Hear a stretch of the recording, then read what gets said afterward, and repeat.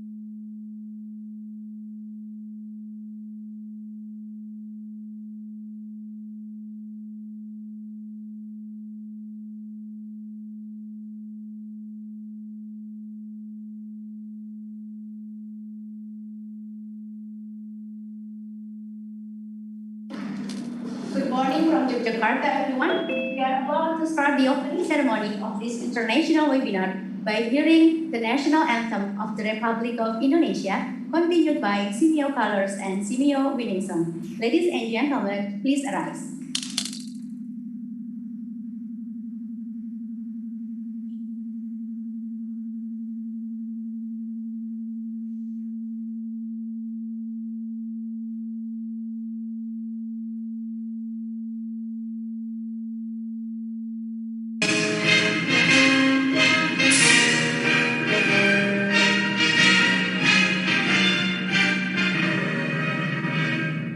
Indonesia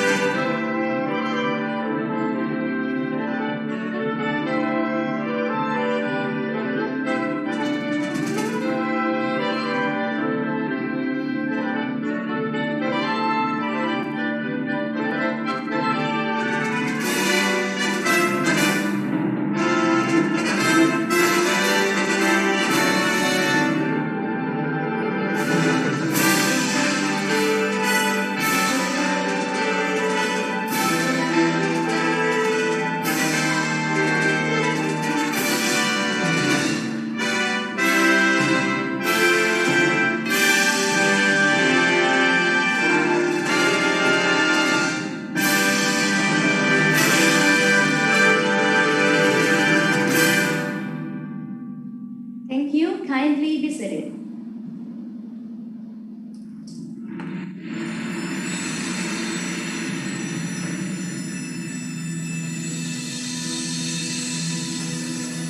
It's time to open our eyes to a bright and promising future.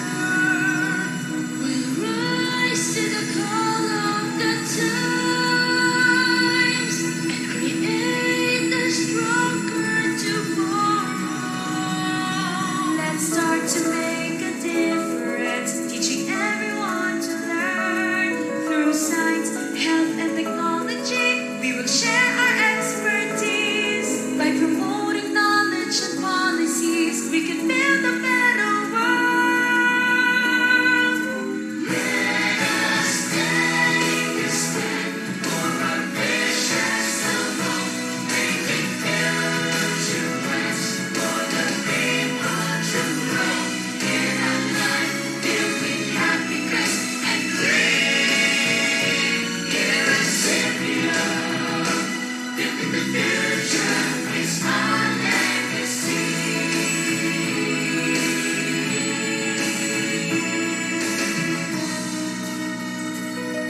We'll achieve our goals through partnership, creating opportunities. By working hand in hand, we can accomplish all our dreams. For a better quality of life is now within our reach. Let us take a stand for our visions alone, making future plans for the people to grow in a life filled with happiness and green. Here at Sylvia, building the future is our legacy. Let us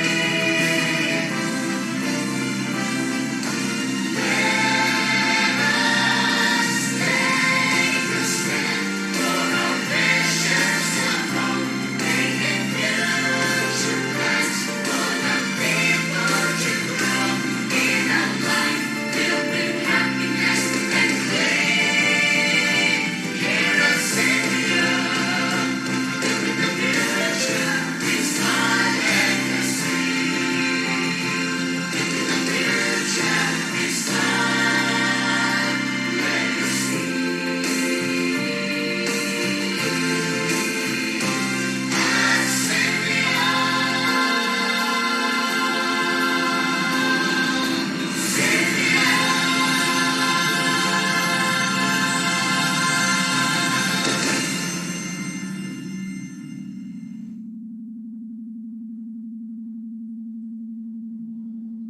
The Honorable Ibu Evi Mulyani PhD, the Head of Bureau of Cooperation and Public Relations of Secretariat General of the Ministry of Education and Culture, Republic of Indonesia. Honorable the Deputy Director for Program and Development, Senior Secretariat, Dr. Wahyudi. Honorable the Director of Senior Regional Center for Kitab in Mathematics, Dr. Sumardiono. Honorable the Board of Directors of 6 Senior Centers Indonesia. Honorable the prominent speakers, Mr. Timothy Brzezinski from Geogebra, Dr. Alison Clark-Wilson from University College London, Dr. Jonah Kigos from Lady Siriram College, distinguished invited partners of SEAQiM, participants, ladies and gentlemen. Good morning, selamat pagi, magandang umaga, swadika, assalamualaikum warahmatullahi wabarakatuh. Please welcome to the opening ceremony of the international webinar series entitled Lesson Learned from the Pandemic, What We Can Do with Technology to Make Mathematics Learning More Meaningful and Joyful, organized by Senior Regional Center for Kitab in Mathematics, as well known as SEAQiM, today, the 3rd of November 2020, here in Yogyakarta virtually. In this November also, Southeast Asian Ministers of Education Organization, as well known as SEAMIO, has celebrated its 55th anniversary on the 30th of November. So the SEAMIO Day is celebrated every the 30th of November. Ladies and gentlemen, as an effort to address the challenges of teaching and learning in the era of pandemic COVID-19, SEAQiM conducts an international webinar series and expected that the event will foster the exchange of ideas and strategies for mathematics teaching and learning at the pandemic. And now it is participating more than 900 teachers and education personnel in Southeast Asia and beyond through Zoom platform and YouTube Live. It is great honor for me. My name is Lelian Puspita as your host for today's webinar representing the host institution SEAQiM. Allow me to read the agenda for this opening ceremony. The welcome remark by the Director of SEAQiM, the remark by the Deputy Director for Program and Development, Senior Secretariat, and the opening speech by the Head of Bureau of Cooperation and Public Relations, Secretary General of the Ministry of Education and Culture, Republic of Indonesia. Well, ladies and gentlemen, without further ado, I'm pleased to welcome the Director of SEAQiM to deliver the welcome remark. Dr. Sumardiono, the time is yours. His Excellency Secretary General of the Ministry of Education and Culture of the Republic Indonesia, represented by Ibu Evi Mulyani, PhD, behalf of the Bureau of Cooperation and Public Relations, Honorable Deputy Director for Programs and Development of Senior Secretariat, Dr. Wahyudi, prominent keynote speakers, Deputy Director of SEAQiM Center in Indonesia or the representatives, esteemed guests, distinguished participants, and ladies and gentlemen. A very well good morning. Assalamualaikum warahmatullahi wabarakatuh. It's a great pleasure for me, on behalf of the SEAQiM Regional Center for Kitab in Mathematics, to welcome you to the second international webinar series on the theme Lesson Learned from the Pandemic, What We Can Do with Technology to make mathematics learning more meaningful and joyful. Thank you for taking the time to attend this event. In this invaluable occasion, I would like to extend my deep appreciation to the distinguished keynote speakers, Mr. Timothy Brzezinski from Geogebra, Dr. Alison Clark-Wilson from University College London, United Kingdom, and also Dr. Junaki Ghosh from Lady Shri Ram College from India. Ladies and gentlemen, I am pleased to inform you that SEAQiM has successfully conducted its first international webinar series, Mathematics Education in the Age of Pandemic, last September. The event was virtually participated by more than 750 active participants in Southeast Asia and beyond. Therefore, the Center would like to thank the Secretary General of MOEC, SEAQiM Secretariat, SEAQiM Sister Centers, stakeholders, and all mathematics teachers and education personnel in Southeast Asia and beyond for their endless support. The World Health Organization has declared coronavirus disease or COVID-19 outbreak as a public health emergency of international concern last 30 January 2020, which impact to all, including education.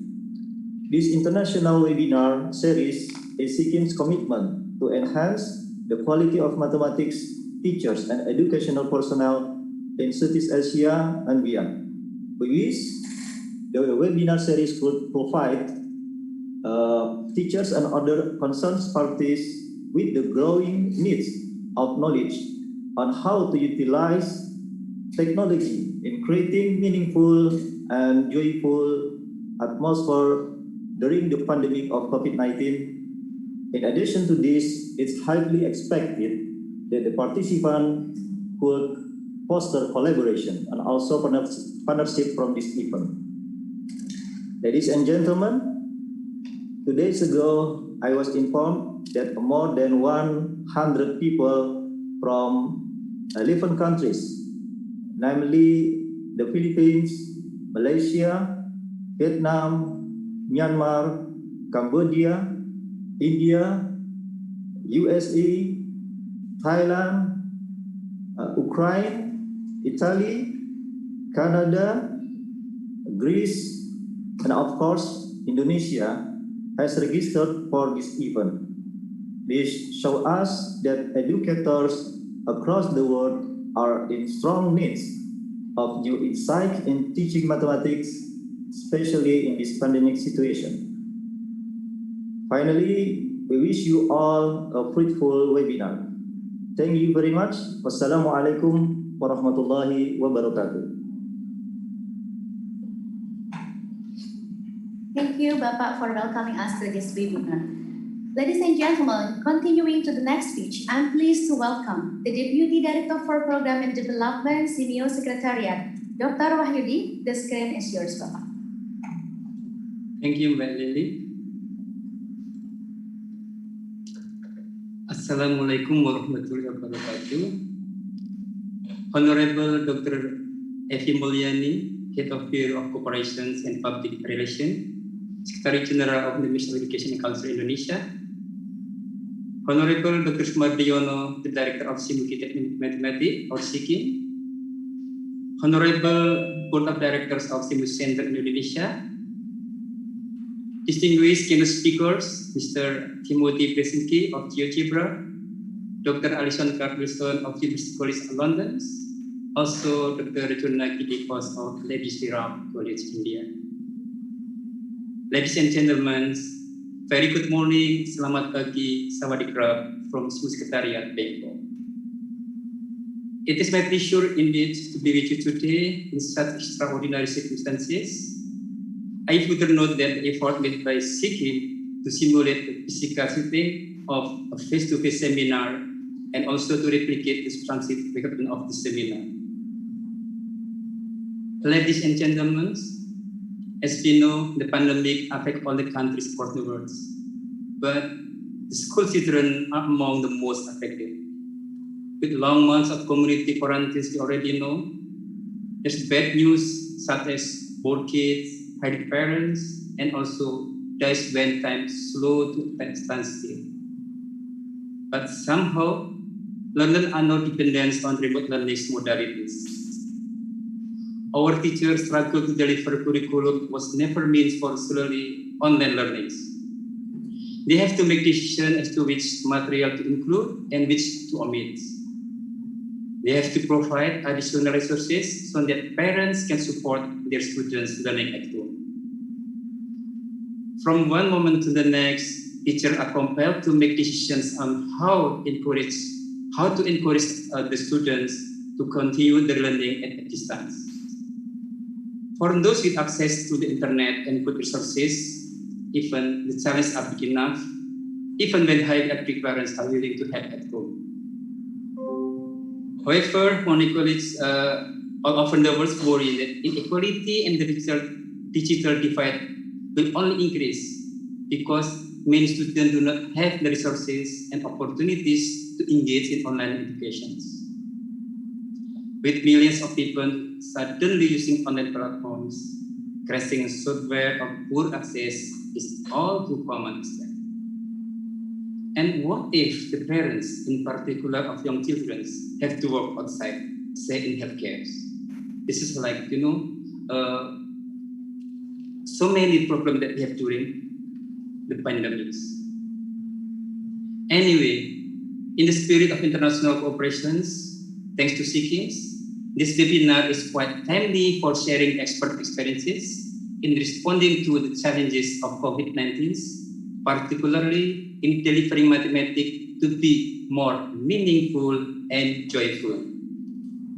Thus, our speaker today will share, through the presentations, the practices and probably country-specific experiences in the topic related, and also all of us can learn from one to another. Ladies and gentlemen, after school quarantines and then when opening school during a global pandemic, does indeed demand an extra dose of health and safety precautions as well as appearance. It is not small task to keep sickness from spreading in a typical school environments. We have to be very careful.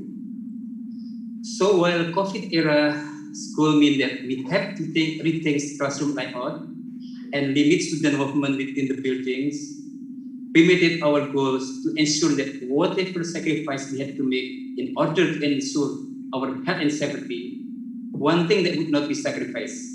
This is the joy, including the joy in learning mathematics. Let us bring the joy to our kids when they learn mathematics, so that class is never boring anymore. We do understand logic could be very dry, but our teachers can make it exciting and bringing that energy to it. It will inspire our learners to think about things in a different way.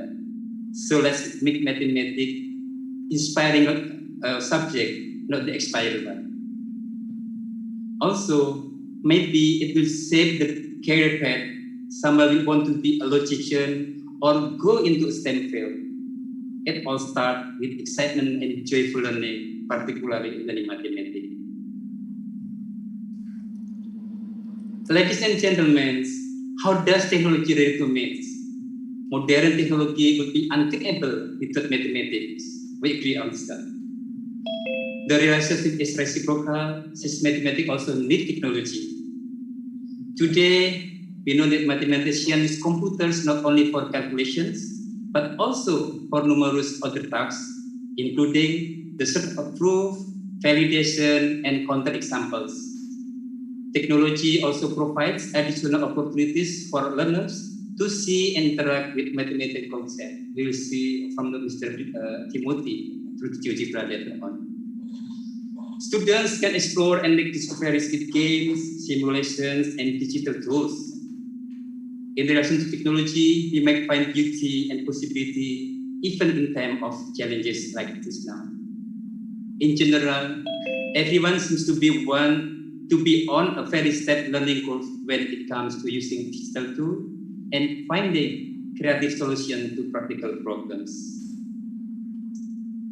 Whatever it is to do no text, or low text, or high text, educators invent new educational games. Some publishers have made their curricula available online for free, including accompanying educational softwares. Also, curricular authors have redesigned learning activities so as to explain the relations of the current pandemic and expositional coefficient in mathematical models. Friends and colleagues speculate that this disease is driving our post-fact society back to trust in science. Many colleges stress that they see increased interest in mathematics and statistics that are useful in addressing the real problems. Ladies and gentlemen, as biological connected beings, we haven't changed very much, but technology is changing every facet in our life, and I think that is also now happening in education, where teachers are working alongside technology, particularly during this pandemic. We have seen an embrace of technology that was rapidly accelerated by COVID-19. With the support of technology, teachers should be easier to continue to foster a learning environment that enable our students to thrive with joy. Let's make joyful learning become a hallmark of the educational philosophy now, because joyful learning at school help cultivate joyful learning for life. So thank you to SEAQiM to bring the joyful learning into today, so that we hope that our participant, our superhero, will be able to learn, to grasp all knowledge from the experts and apply in the classroom. Lastly, I believe this webinar also will be more joyful with the sharing from our expert in mathematics. And so we can learning from each other and adopting a common standard approach for teaching and learning mathematics become more joyful with the support of technology at this time of crisis. I'm confident that this close network and partnership will continue growing from strength to strength. Thank you very much. I do hope I wish everyone enjoy all session in this webinar. Congratulations to SEAQiM. Assalamualaikum warahmatullahi wabarakatuh. Sawadee. Thank you very much, Bapak Wahyudi, for the inspiring speech and also endless support to SEAQiM and all senior centers in Southeast Asia. Ladies and gentlemen, now we would like to request the head of Bureau of Cooperation and Public Relations of Secretariat General of the Ministry of Education and Culture, Republic of Indonesia, to deliver the opening speech and officially open this webinar. Ibu Evi Mulyani, PhD, the screen is yours. Terima kasih. Honorable Deputy Director for Program and Development of SEAQiM Secretariat, Dr. Wahyudi, Director of SEAQiM Regional Center for Kitab in Mathematics, Dr. Sumadiono, Directors of SEAQiM Centers in Indonesia, colleagues from SEAQiM Centers, prominent keynote speakers, distinguished guest participants, ladies and gentlemen. Assalamualaikum warahmatullahi wabarakatuh. Selamat pagi, good morning everyone. First of all, best regards from the Secretary General of Ministry of Education and Culture of Republic of Indonesia. Also apologies, the Secretary General is not able to join us this morning due to unforeseen circumstances. It's an honor to attend the International Webinar Series 2, Lesson Learned from the Pandemic, organized by SEAQiM Regional Center for Kitab in Mathematics, or SEAQiM. I'm sure many of you, just like me, have been intrigued by the theme of the webinar, what we can do with technology to make mathematics learning more meaningful and joyful. Nowadays, we are somehow forced to be familiar to technology, to be as tech-savvy as possible. Let's just say that currently technology is our friend. Now it is up to us how to take advantage as many as possible from it. Ladies and gentlemen, quoting from the World Health Organization Secretary General speech on 26 October 2020, many leaders across the world have critically evaluated the situation of COVID-19 and took action to limit the spread of the virus. It takes a mental and physical toll on everyone. Working from home, children being schooled remotely, not being able to celebrate milestones with friends and family, or not being there to mourn loved ones. It is tough and the fatigue is real. But we cannot give up and we must not give up. The fight back against this pandemic is everyone's business. We can keep our kids in school, we can keep business open, we can preserve lives and livelihoods, we can do it, but we must all make trade-offs, compromises and sacrifices. Ladies and gentlemen, the pandemic has indeed given us limitations, but also encourages us to continue to innovate, to explore and to develop the talents of the students through many ways. Collaboration by parents, teachers, and society is a key success in maintaining the learning process in this difficult time. We have to make sure that students are able to construct the understanding of knowledge in which they become the center of learning. Then they can learn and enjoy the process of learning itself. Therefore, we do appreciate that SEAQiM centers in Indonesia has done so far in keeping their commitment in education by conducting many series of webinar activities, including in mathematics subject. Today, SEAQiM holds its second series of international webinar series, which is participated by over 1,000 teachers and education personnel, not only from Southeast Asian countries, but also from the US, Taiwan, India, Italy, Canada, and Greece. Surely we can expect that sharing of lessons and best practices from different parts of the world can be done today. I hope by conducting this webinar series, teachers are able to track progress and challenges of using technology in mathematics learning during a pandemic, identify benefits and alternatives of using technology in mathematics learning, especially related to Industrial Revolution 4.0, and provide input for mathematics educators on using technology in mathematics teaching and learning. Lastly, ladies and gentlemen, by reciting Bismillahirrahmanirrahim, I declare the International Webinar Series Lesson Learned from the Pandemic, what we can do with technology to make mathematics learning more meaningful and joyful, officially open. Congratulations to SEAQiM. Stay safe. Assalamualaikum warahmatullahi wabarakatuh. Waalaikumsalam. Waalaikumsalam warahmatullahi. Thank you very much, Ibu Evi Mulyani, PhD, for officially opening this webinar and giving us the spirit in this difficult situation. By this official opening from Ibu Evi Mulyani, it marks the international webinar on lesson learned from the pandemic. What we can do with technology to make mathematics learning more meaningful and joyful is officially started. Please give round of applause. We would like to say thank you for very much for your attention and participation during the opening ceremony, and we will proceed to the plenary sessions. Ladies and gentlemen, welcome to the keynote address. Allow me to read the protocols for audience of this webinar. Here they are. The protocols for our audience. The webinar is recorded. Participants other than keynote speakers are mute. Participants joining from Zoom and YouTube should fill in the attendance list through the link provided in the Zoom chat box and YouTube description. At the end of the webinar, participants should fill in the evaluation form provided in the Zoom chat box and YouTube description. E-certificate will be provided for eligible participants. And please respect the speakers by listening attentively. Yes, thank you very much for your attention. That's the protocol that should be followed by participants during this webinar. Ladies and gentlemen, before we move to the keynote address, I have very good news for you. We have two giveaways from today's for two participants who are lucky and actively engaged in this webinar. Here we go. This giveaway is very easy. You just follow the step here. The first you have to follow the SEAQiM Instagram at SEAQiM, and then please capturing the webinar by screenshot or recording the video of this webinar, and then upload it to your Instagram story and mentions at SEAQiM.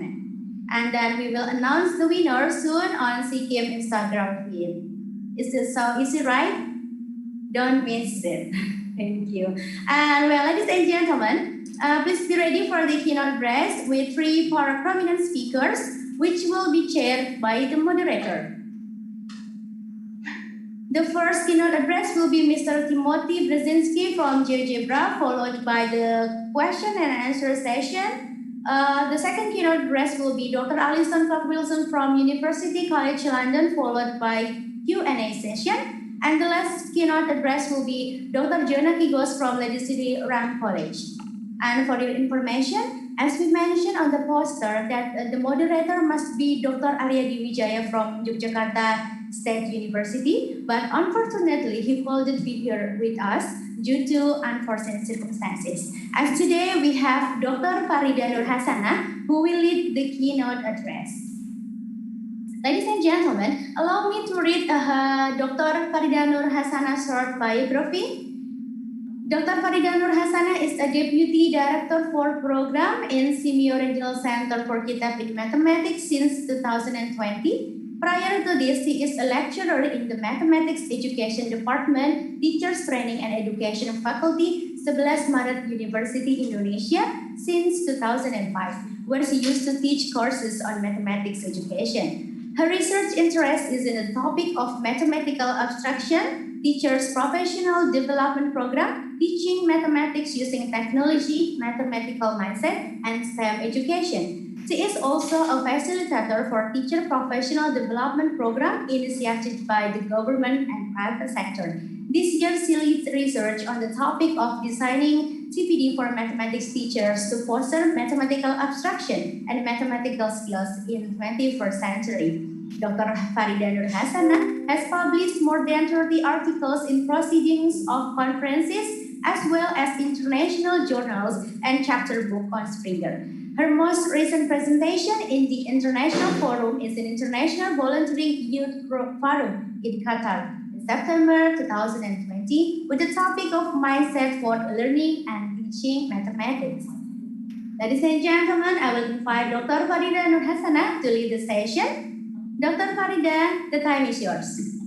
Okay, thank you, Ms. Lily, for introducing me to the audience.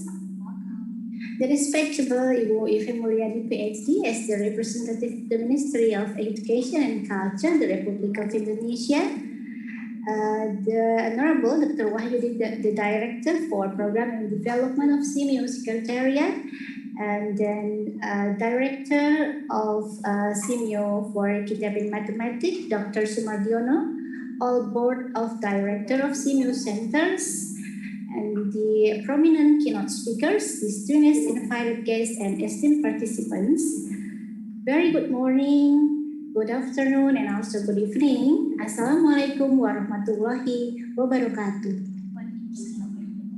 Welcome to the webinar series held by the SEAQiM for Kitab in Mathematics with the topic of lesson learned from the pandemic. What we can do with the technology to make mathematics learning more meaningful and joyful. Okay, we will start the session in a minute beforehand and would like to convey the session protocols. Actually, in the parallel keynote speakers, there will be 3 sessions, and each keynote speaker will present for about 45 minutes, and the session will be followed by 15 minutes for the question and answer sessions. And then we will welcome the audience to post the question for audience from Zoom. Then you may leave the question via question and answer menu. And then for the audience who join from the YouTube, you may leave the question through the Slido link provided in the YouTube descriptions. In the first sessions, we will have Mr. Timothy J. Brzezinski from Geogebra. I'm sure that most of the audience here already familiar with the Geogebra, one of the most software which is widely used in mathematics educations. And then the second session, we will have Dr. Alison Clark from University College London, and the last session we will have Dr. Joneki Pickles from Ladies Wiram College. Without further ado, I would like to start our first session, please. And then allow me to introduce Dr. Timothy J. Brzezinski first. Tim Brzezinski is the Professional Development Director at Geogebra and a full-time independent mathematics education consultant. In Brzezinski met teachers and then teacher educators and author. Prior to this, he was a full-time high school mathematics teacher and a part-time mathematics instructor.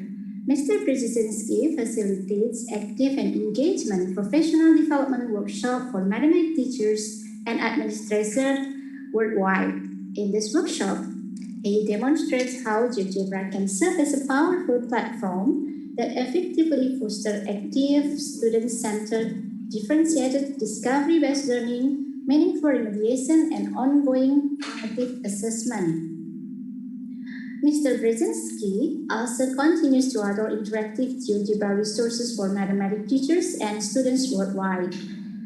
He also creates interactive Geogebra content for publishers and other education technology companies seeking to accompany their curricula with such material.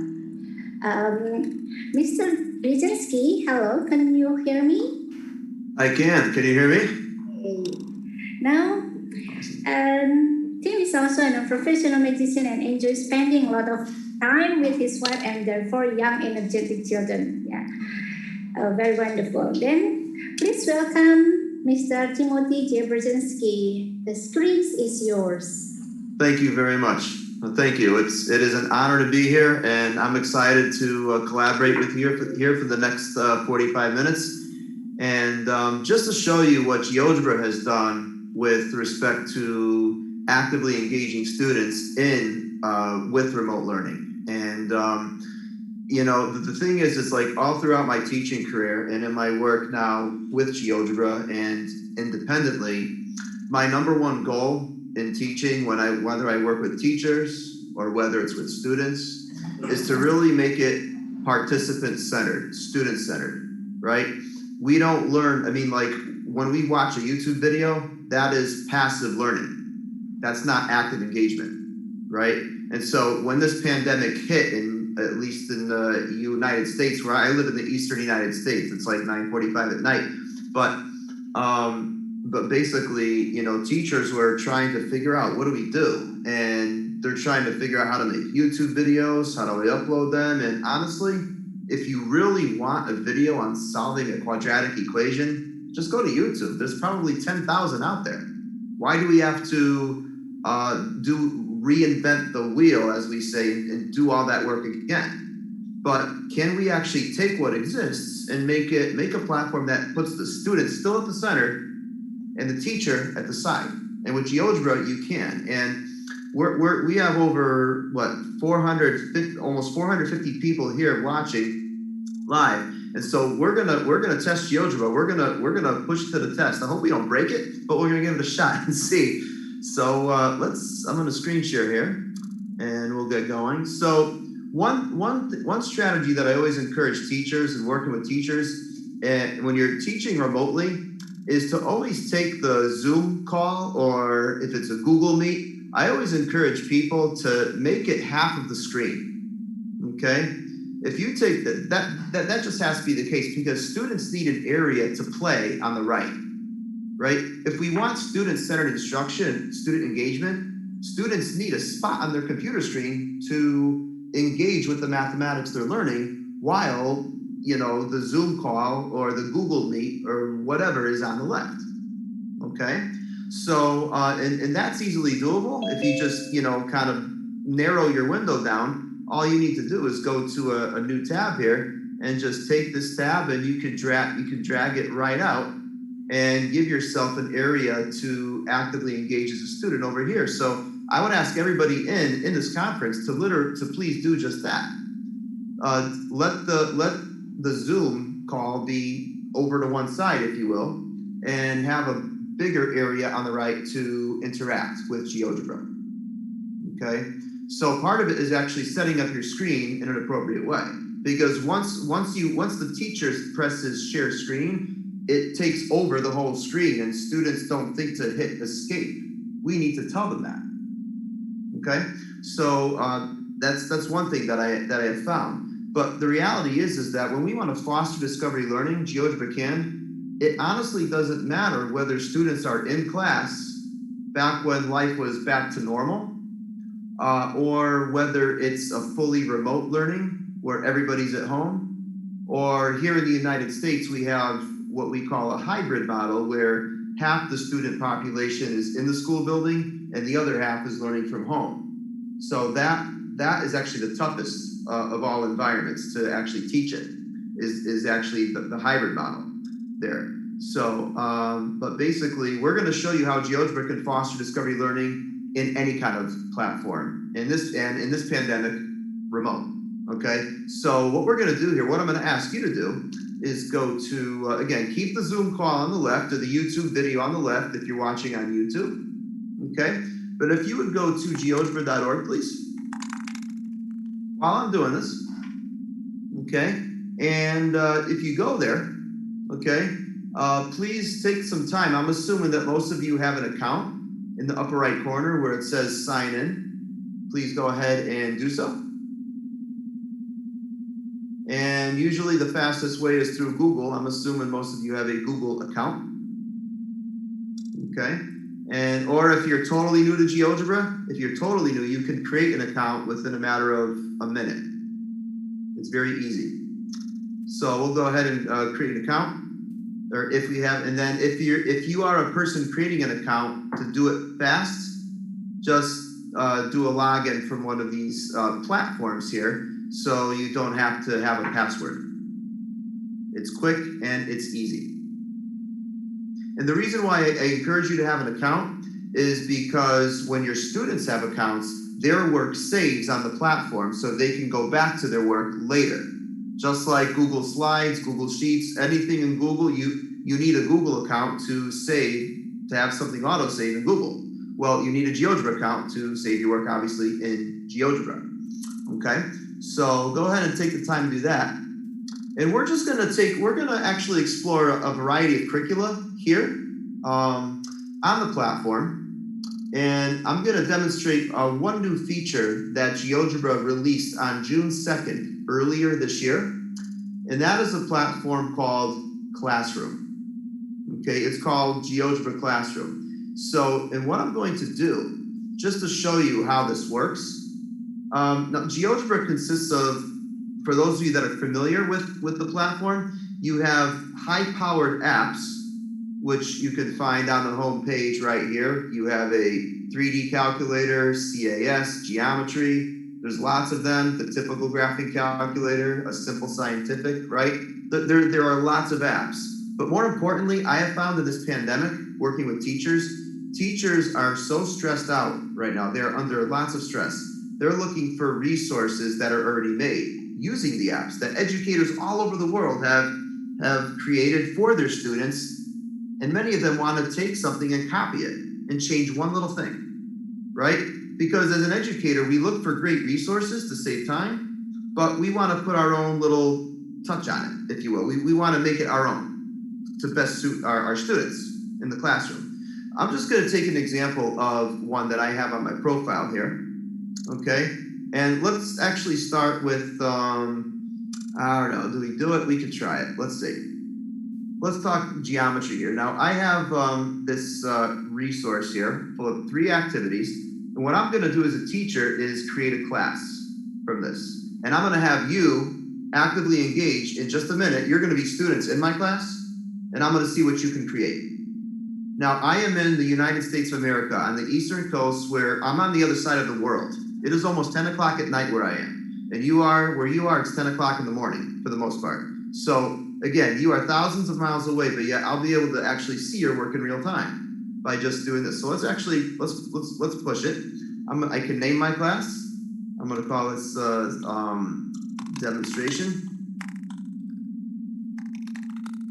And I'll create it. And at this point, what I need to do as a teacher, I see, well, I have tasks here, but I need to share the class link with you. So I'm going to do that now by hitting the share icon, and I'm going to copy that link, and I'm going to give it to the 400 and something people that are here. So if you go to the chat right now, there it is. It says geogebra.org classroom. And the URL ends in P8N. And as you can see, right, I have people in I have one student in my class already. And go ahead and join. It may take a few seconds to update because it might be on a 20-second or 15-second delay. But we'll take a minute to let you join the class. Again, it is in the chat for the Zoom call. And I don't know how to give it to the YouTube. I don't know what that URL is, but if somebody who has it on YouTube can put it there, that would be wonderful, please. I want to see if we could have a class of over 400 people, not break it. But let's try, all right? Notice we have 12 students in the class, and as students come in, you know, you see their names are already, they're coming up there, okay? So now, as a teacher, I can go to my tasks overview page right here. Okay, this is an example from geometry.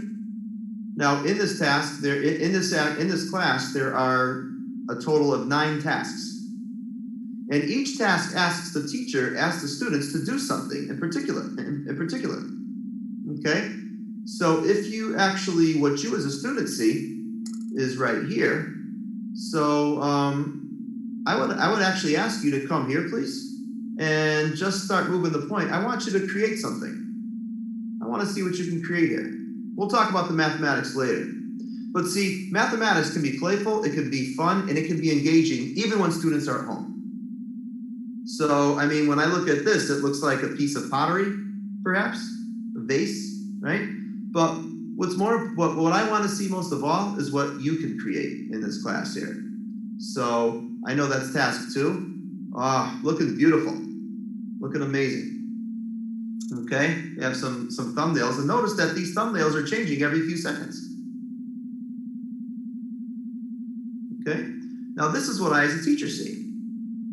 Okay, now you can move those black points, we call the cross section, right? You can change those and to create another 3D surface. Okay.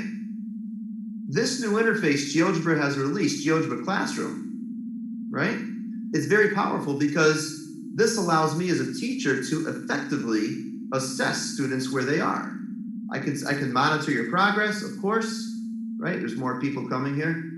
I mean, if we have if there are a few hundred people in here, it could take a while to show all the thumbnails, especially because we're showing 3 dimensions and it could be slowing it down a little bit. But it's active engagement, which is really the heart of it, right? So, but now, if you actually take a look at, and again, as you change it, these thumbnails will change in real time. So you don't have to stress or worry about asking students to take a screenshot and send it to you on Google Classroom or Canvas or Schoology, whatever platform you use. It doesn't matter. You have it here right in front of you, and the student has it in front of him or herself. Okay? So right here, just looking at the chat here, just see if there are any questions. But yes, that's kind of what we have here. And again, if we have more people here, let's just see. We have 54 students in there. Again, feel free to join the class. I will put that link in there again. I want to see how many we can fill in here. I want to see if we can break it. Not that I want to break anything, but this will help the devs actually. If we have a few hundred people in one class to test the server speed, that would be awesome. If you'd be willing to join, I would be grateful. But I'll give you the link yet one more time in the chat. Here we go. You're welcome. Yeah, 70 students, getting more. I want to add as many as we possibly can here. And I see all the names here. Now, Geogebra is currently working on improving this. There are more features coming that I cannot tell you what is coming, but what is coming is going to be amazing. All right, it really is going to be awesome. But right here, we have a lot of students here. We have 94, 95. Oh, that number is getting bigger. I love it, love it. This is awesome, awesome. 103. This will be a record. You can set a world record for the biggest Geogebra class. Let's do it. Okay, keep on coming. So right here, but notice here on the overview page, I see 5 out of 114 have started. Let's see. Oh, I could see responses. If you want to type below, tell me how you're feeling right now in the task 1, go right ahead. Okay, looks like a bottle. And did you know that as a teacher, if you ever want to get the class's attention, there is a pause button right here. So if I watch this, I'll press it. You are halfway around the world right now, but I just stopped over 100 people from working at once. Not that I want to do that because I don't like to interrupt students' thought processes. I never like pausing stuff, but I'll let you keep working. But the point is, you know, it's a great way you can help pace students along the way, even though they may be at home. Now, this model also works with students in class in the United States, in the town in which I live. The high school here, what they do is they actually have half the student population go in person to decrease the population density of the school.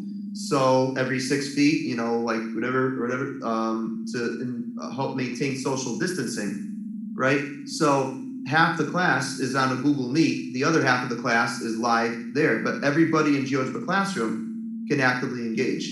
And as a teacher, I can even hide names.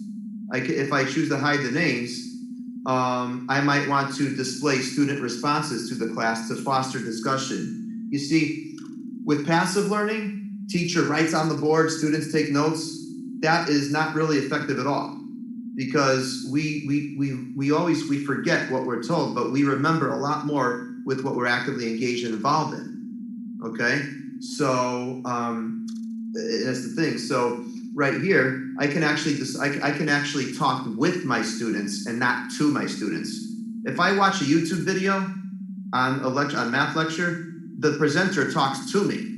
He or she does not talk with me. I want to talk with my students. Students want teachers to talk with them. And in this pandemic of everybody home, they are longing for connection. Social, it's very difficult all over the world. And so, you know, to talk with students during the day versus to them makes a huge difference. It really does. So right here, wow, 156, keep on coming. This is awesome. This is great. You have a big class here.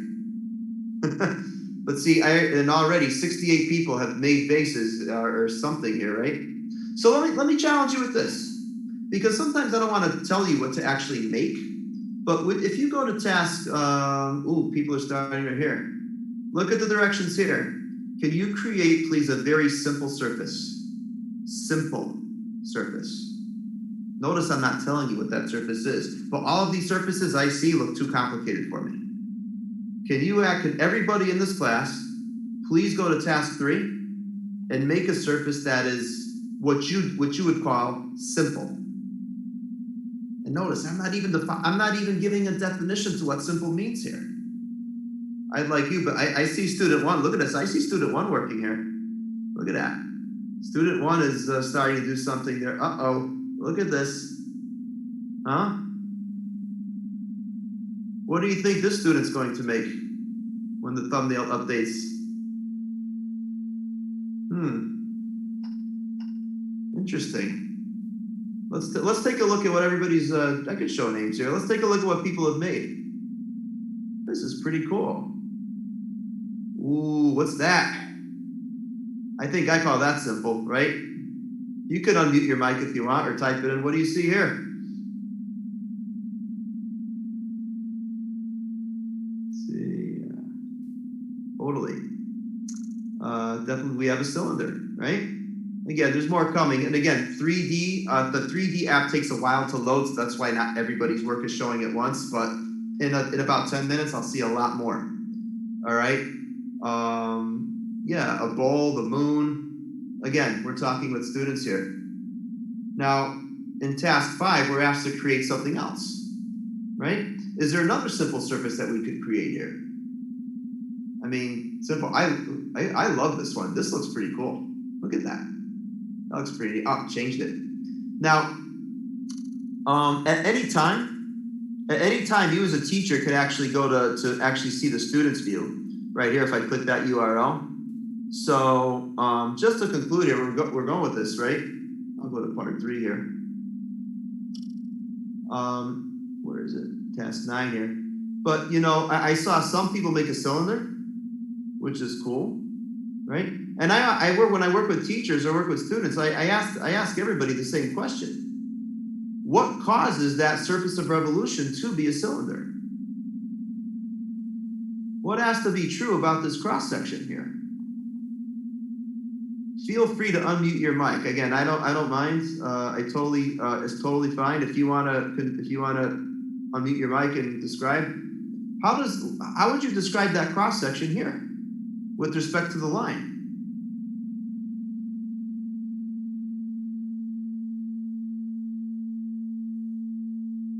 See the chat here. Cylinder. It is not. Question. It is not an LMS necessarily. You can use it as an assessment tool. We'll talk about that in a little bit. Yes. Not summative assessment. Way better than formative. You can do it on your phone. It might take a while for 3D to load. I see the few questions in the chat there. But yeah. But see here. This is just one example that with paper. I mean, it's possible to take a piece of paper and fold it over to make a cylinder here. That's possible. But a lot of the vases that you made, you can't do with paper, right? It's like impossible. Try making a sphere. You gotta get a semicircle, and it's not possible. But you can do this with Geogebra. Now, another thing here is that you can. I don't know if any of you noticed. You can actually. Did you know you can move the line? You could actually move this line here just a little bit, and we could actually get a little more creative here. Give me 1 second. And now we can challenge students to say, okay, well, I don't know if any of you made another surface here. I know there's not a lot of time, but if I were to take this and explore it, say this way, let me just make this simpler. There we go. Here. And let's bring this here. We'll bring it right on the line here. There we go, get it right on there. Let's bring it here. Let's see what this is. Can anybody predict what this is going to be?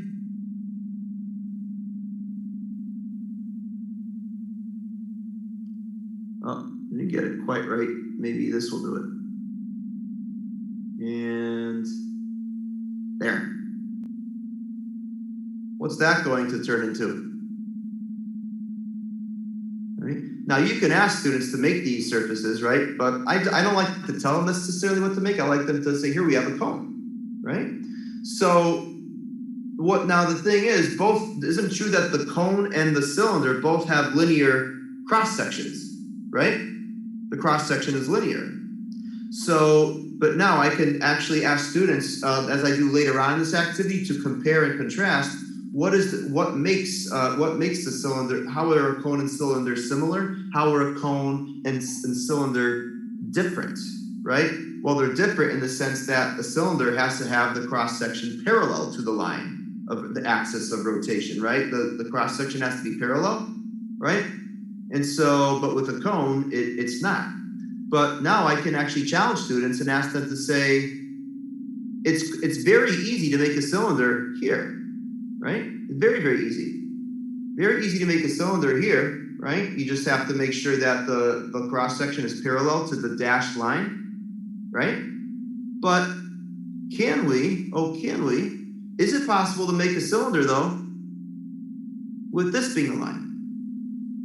How do I take this and move it on the grid so that it becomes a cylinder once I rotate? Now this requires students to think a little more deeply about what's going on here. It's not something they can spit out an answer on like a Khan Academy quiz or whatever, right? It's literally like there's some deep cognition that needs to take place. Students have to conceptually reason, okay, well, if the cross section is parallel, if I look at it from the way I'm used to in the coordinate plane, they have to have the same slope, right? So it looks like I made a slope of -2/3, right? So if I make this slope -2/3, and let's bring this point down to over 1. So now we're talking algebra, right? In geometry here, down to over 1, 2, 3. Would you look at that? Right? It is possible. And now you can put it to the test right here. Okay? And so now we can challenge students. We can ask them to create anything in this particular context. And again, Geogebra Classroom was the interface that we used to help bring this to life. Okay? Now we have 204 in the class. This is awesome. Right? All these people here. And again, I could see student progress in real time. Anytime. So, you know, this is just one example of an activity that is very student-centered, very constructive, very creative. Students get to create and see what possibilities exist. And 30 years ago, something like this would have been very hard for students to visualize or to see. Okay? But again, algebra, we're making some rich, deep connections here. Okay? Now, in GeoGebra, if you click on the word GeoGebra, that'll take you back to home. And if you ever want to go back to the class, as a teacher, you go to your profile page right here. So this profile, okay, here, you'll notice that it says class right here, demonstration, and that was the code. I can go back and access your work at any time, okay? And if you go to your profile as a student, you can see your work later. If you close out of the browser and leave and then you come back, you can do that. Okay. Yes, GeoGebra, I see a few questions there. We'll go to questions a little bit, but on a mobile phone, it's kind of tricky because it all depends on the app size, the applet size in there. If the applet's too big, the phone's not going to simply do it. You know, something like a tablet or an iPad could work. You know, but if a Chromebook is probably more desirable, but there are many topics to do that. So yes, so let me talk about that now. You want to research, you want to look for resources, you could just go up to where it says search. There's a lot of resources right here. So I'm going to search on correlation for algebra, say, and I could find some resources here that were made by I have some, but there are a lot of other people have made as well. But speaking of correlation, I actually would like to just demonstrate another. See, when you find an activity, I want to show you something. When you find an activity, you can copy it if you want and make it your own without doing all that difficult GeoGebra work. That is not that difficult, but again, it's time consuming, right? Now, notice here, this is just something that I'm going to give you the link here so you can see it. It's not a class. I'm not going to make a class out of it quite yet. But let's pretend that I'm a teacher. And I want my students to work with simple linear regression in an Algebra 1 or pre-algebra course. Okay? So I see an activity, I find an activity like this, right? And I call it a mystery number. There's this mystery number R, and I tell my students, I have no clue what it means, even though I do, right? So as you drag these points around, notice that value changes. So I just ask you to interact with it, play with it. You know, what do you notice? What do you wonder? And most students will say it's a decimal, it's it's less than 1, whatever. But notice here, if you look at the activity, look at what I'm asking students to do next. Can you move the points around to make R as high as possible? Is there a highest possible value for R? And if so, what is it? Right? And we can ask them, hey, is it possible to make R as low as you possibly can? Right? And so basically, how about, can you get R be equal to 0? Try it. And you can see all the different ways students could try to create that. Students are creating. That's the key. You are no longer delivering instruction. You see what the most ineffective form of teaching is not effective. The most non-effective form of teaching is to just tell students everything. It does nobody any good. Because teachers we find ourselves given the same extra help again and again and again and again. We got to put a stop to it. Give the student the steering wheel, let them drive for the first time. Let them make mistakes for the first time. It's okay. That's how they will learn. If I want to learn how to swim, I'm going in the shallow end. I need to say, if I want to learn how to juggle balls, I'm going to drop the ball. I'm not going to do it perfectly. Students won't do math perfectly either.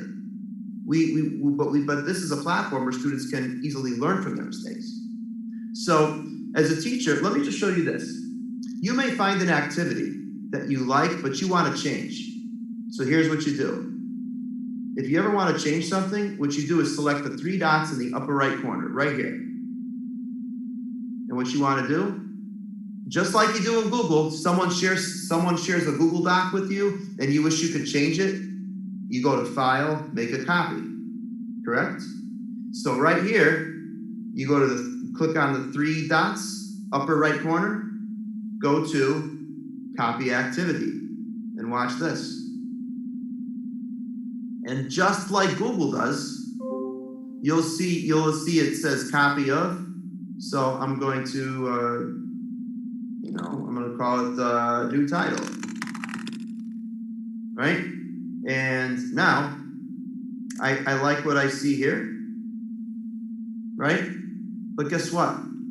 I want to give students more to do. So you know what I can do here? Again, I don't have to make this again. I can go right here and copy it. See, it says copy. Watch this. Copy. There's a brand new one that goes, this is brand new right here.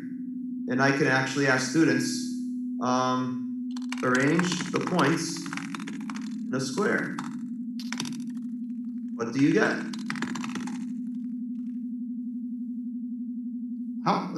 We never ask kids to do this.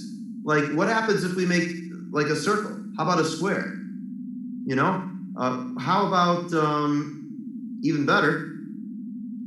Let's copy that again. See? How can arrange the points to form letter V?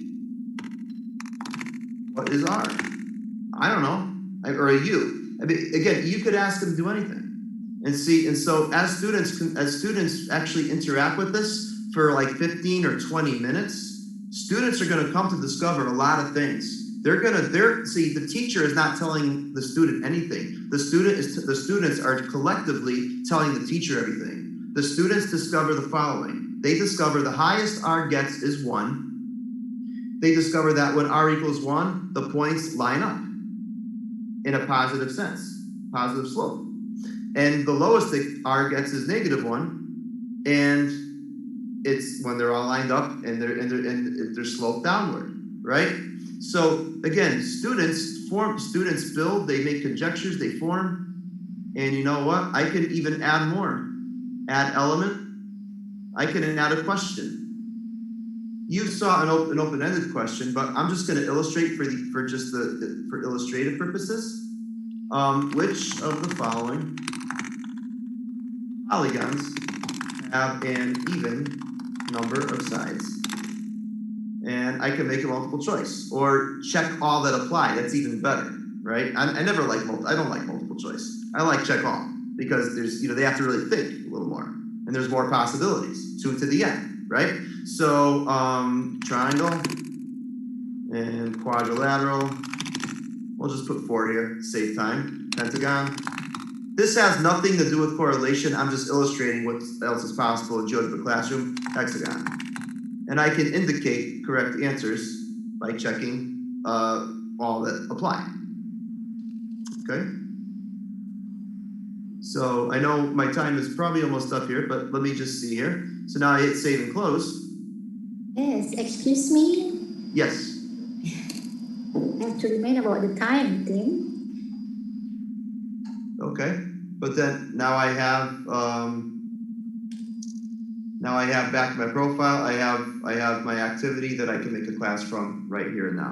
But is it time for question and answer at this point, or do you want me to keep going for 5 minutes?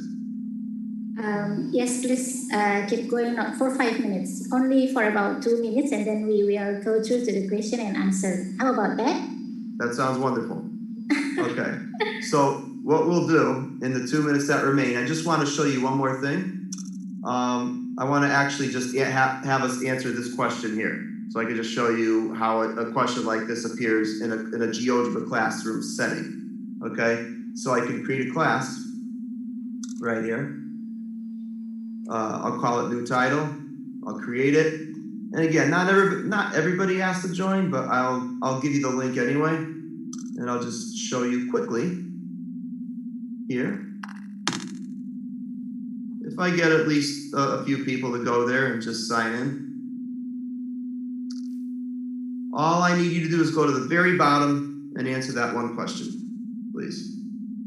Which of the following polygons has an even number of sides? I just want you to see how it looks as a teacher, that's all. You can skip the other 11 tasks. Just go straight to task 12 at the very bottom. There we go. And if we could please have some people answer incorrectly as well, actually get some wrong answers in there too, please. That would be wonderful. Just to show. But you see, you are thousands and thousands of miles away from me. And where it's daytime, it's nighttime here, but yet we're collaborating where I'm seeing what's going on in real time. It's powerful. Now I can highlight the correct answers right here. Well, with B and D, right? I can show, hide, whatever. But as a teacher, I can also, if I go to the very bottom, I can actually see which students answered which questions correctly or incorrectly, just for my references. So to the person who asked me in the chat, can you assess here? You can. It's the test security is not like normal, like it usually is, but when we call formative assessment, sure, you could use this to assess students because effective teaching requires us, we need to assess students on a regular basis anyway. It's very informal. So, yeah.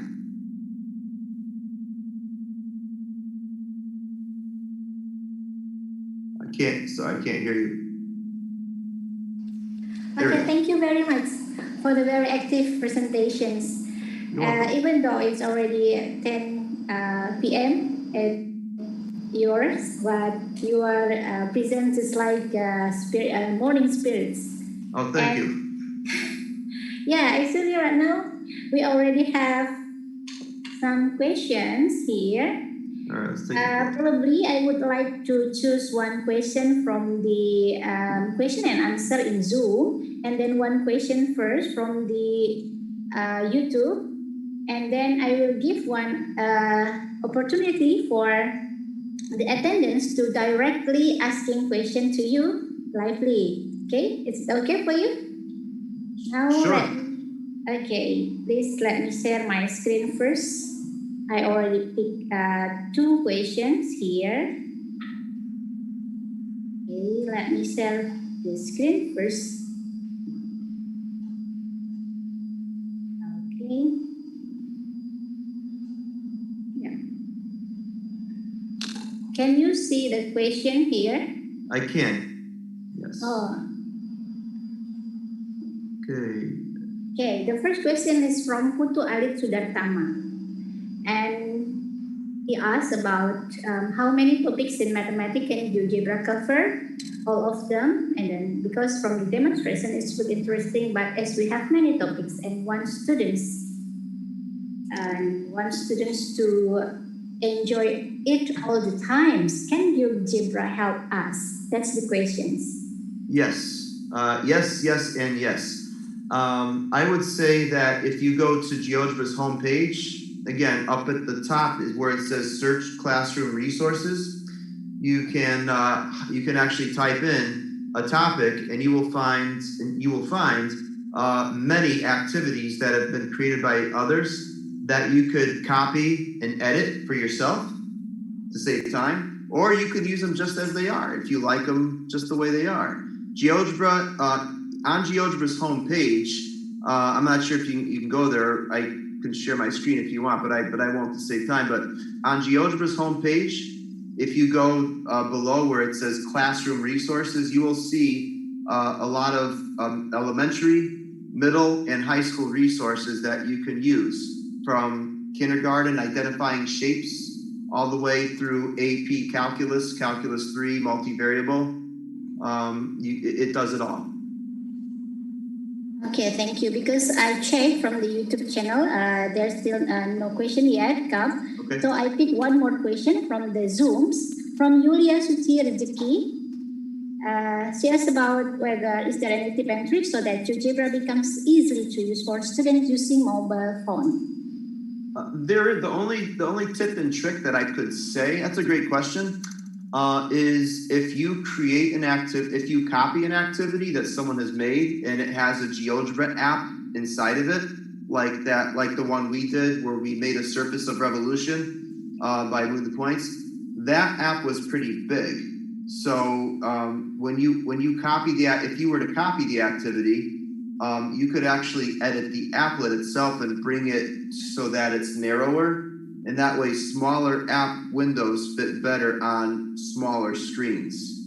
That's the best way I could do that. But I try to make, you could see the applet dimensions literally on right here. I'll actually, if I can, is it okay if I share my screen to answer the question quickly? Of course, please. Okay, sure.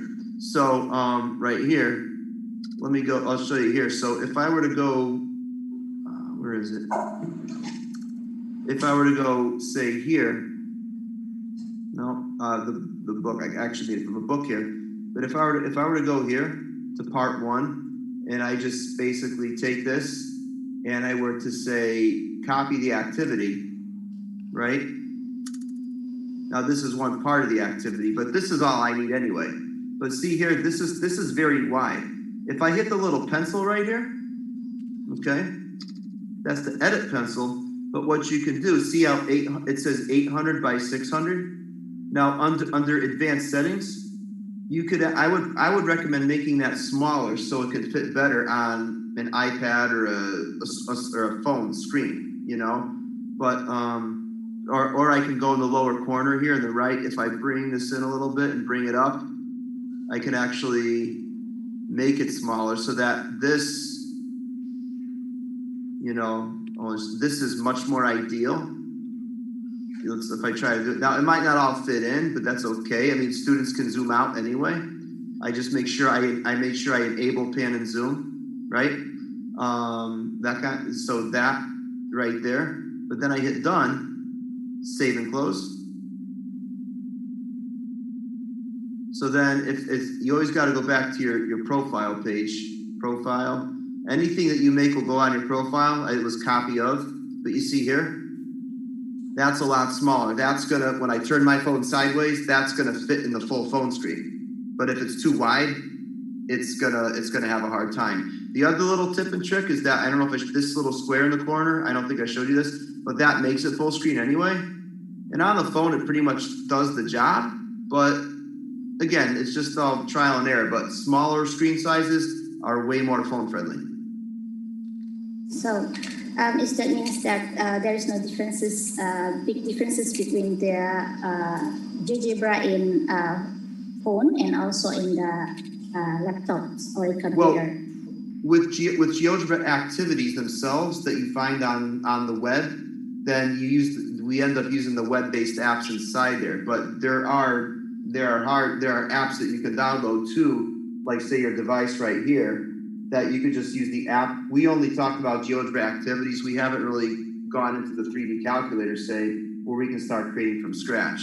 In this pandemic, the lesson that I have learned as a teacher and teacher educator is that most teachers I find want to find stuff that is made already, and they just want to copy and edit it slightly to fit the needs of their students, is what I find.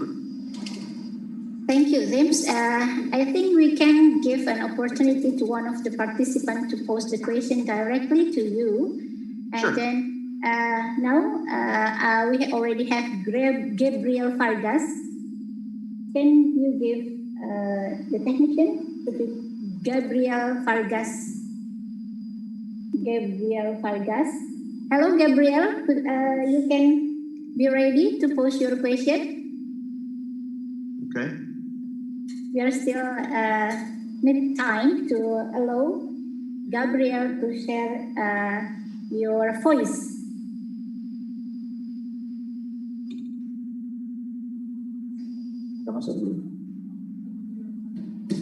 Gabriel Vargas.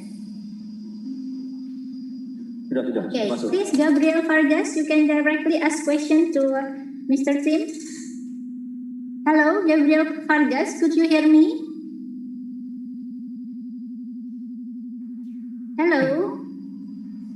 Hello, Gabriel? Hello? Hello? Hello? Yes. You may pose your question to Mr. Tim directly right now. Good morning, Sir Tim from the Philippines. Good morning. I am just going to ask, are you going to provide free webinars for us teachers who would like to know more about Geogebra and how to use it in the classroom for this new normal? Sure. I already have a lot of them uploaded on Geogebra's YouTube channel already. So if you go to YouTube and just type in Geogebra, we have categorized them by playlists, and one of the first few playlists is using Geogebra to teach math remotely. There's lots of 1-hour webinars on using the apps, and also resources and for remote learning. They're all there on YouTube. You can go check it out. Definitely there. That's probably the place, the best place I can give you. One other thing that I'd be happy to share with you is that I love to post ideas for teaching and learning like on a daily basis. So if interested, let me just see here. You're more than welcome to check out any one of these. I have a lot on my YouTube channel as well, but I just put it in the chat to everybody. But that's where I post stuff, ideas for teaching and learning. I find personally that Twitter is the best place. I learned so much from so many people all over the world, mostly on Twitter. There's a big educator community there.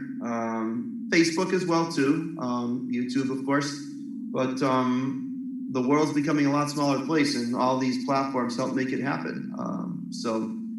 Geogebra YouTube is the place to be. Look for the playlist so you'll see it.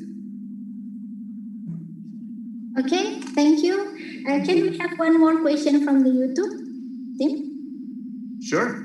Okay. Many as you want. Yeah, I will share the screen right now because it's easier for you to read, and I also will read it. Thank you.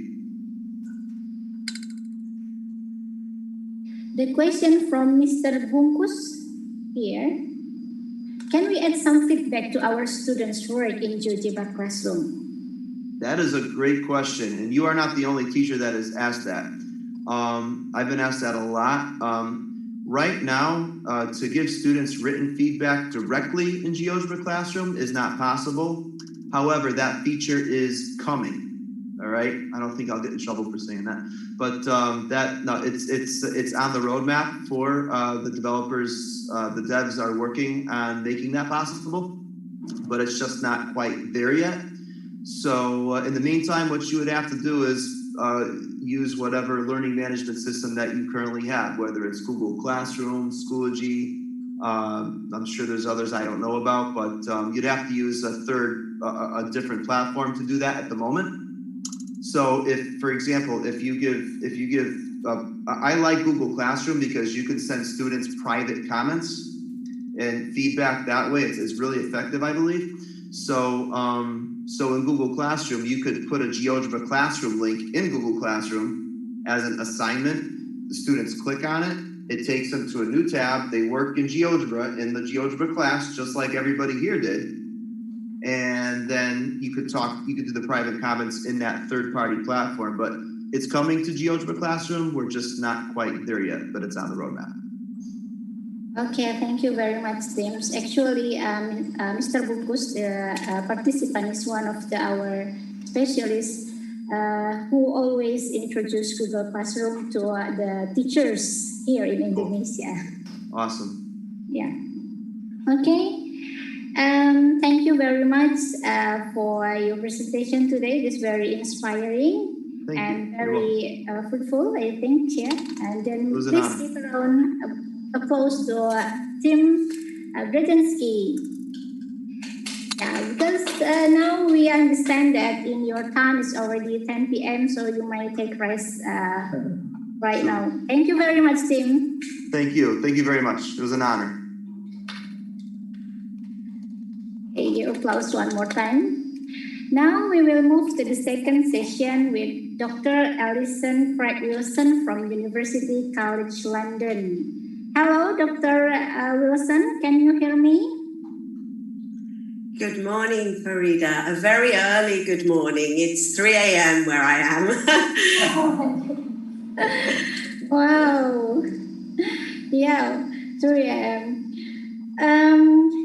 I know, even it's very, very early in the morning, but today you will bring the morning spirits like Mr. Brzezinski right now. But before we start with your presentations, I would like to introduce you first to the audience. Okay. Dr. Alison Clark Wilson trained to teach secondary school mathematics in the early 90s and became an advanced skill teacher who specialized in the use of innovative technologies. Her curiosity and creativity led her to work on a number of national and international curriculum development projects that aim to make mathematics accessible to all learners through engaging and context-based math activities that bring the concept to life, especially algebra. She is allergic to applications that skill and drill learners on concepts that they have not yet met. Wow. Alison is a principal research fellow at the UCL Knowledge Lab. UCL and her research interests concern both how to scale and sustain the classroom uses of dynamic mathematical technologies, alongside leading UCL's research impact and engagement work as a founding member of the European Education Technology Network. Her most recent publication is the open access survey paper accompanying by the special issue of the journal SEAQiM, or the oldest journal in mathematical education, on the theme Teaching Mathematics with Digital Technology. Now, please give a round of applause for Dr. Alison Clark Wilson. The screen is yours. Thank you so much, Dr. Farida, and a very warm good morning from here in the UK to everybody around the world. I was in that last session with Tim, and I was just completely amazed by what we are able to do at such distance, so remotely in these very, very strange times. So I hope in this session to bring you, as Tim did, a little mathematical joy with some examples and some activities that we will do together, remotely, but together, to try to understand a little how we might help our students to really re-engage with the beauty and the joy of mathematics, which is the subject that has brought us all together this morning. So if you give me one moment while I share my screen and get my slides going. And I may need to swap my displays, 1 second. And I will just check, Farida, are you seeing my presentation screens? It's very clear. Very clearly, beautiful. Well, yes, my topic, I want to really try and give a few examples and be a little analytical about how we can use dynamic technology to unlock mathematical curiosity, which really is the key to engaging learners in this subject that we are all so passionate about, because of the way that it opens up opportunities in the world and actually just makes some of us very happy. So as an outline of my talk, I'm going to keep this focus on what I call mathematical curiosity. What is it that makes us want to understand, to explore, to try to grapple with difficult ideas? Why as humans, why are we made this way, that we have this curiosity for the world around us? And how can we as mathematics teachers and of those responsible for deciding what goes into the mathematics curriculum, how can we really design our tasks so that we capture children's curiosity? I'm going to talk a little about something that I call the healthy eating maths plate. If we had to present a plate of mathematics to our students, what is it healthy to be on there? We need some protein, we need some carbohydrate to give us energy to think, but what is a healthy eating maths plate for curious learners? And then a little bit around when we say we do mathematics, what are we really thinking about? What are we doing when we engage in mathematics? And maybe there are some ideas we are not giving enough attention to. I'll come back to curiosity with a few examples. Some I take from projects that I've worked in, some I borrow from the work of others.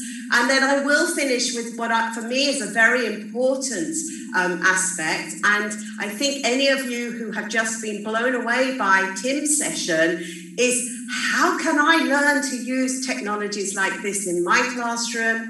How can I help my learners to become fluent and confident when there is clearly much to understand when we start to use the mathematical technologies? So I'll start by just sharing a picture of me in the classroom 30 years ago. That is me on the right.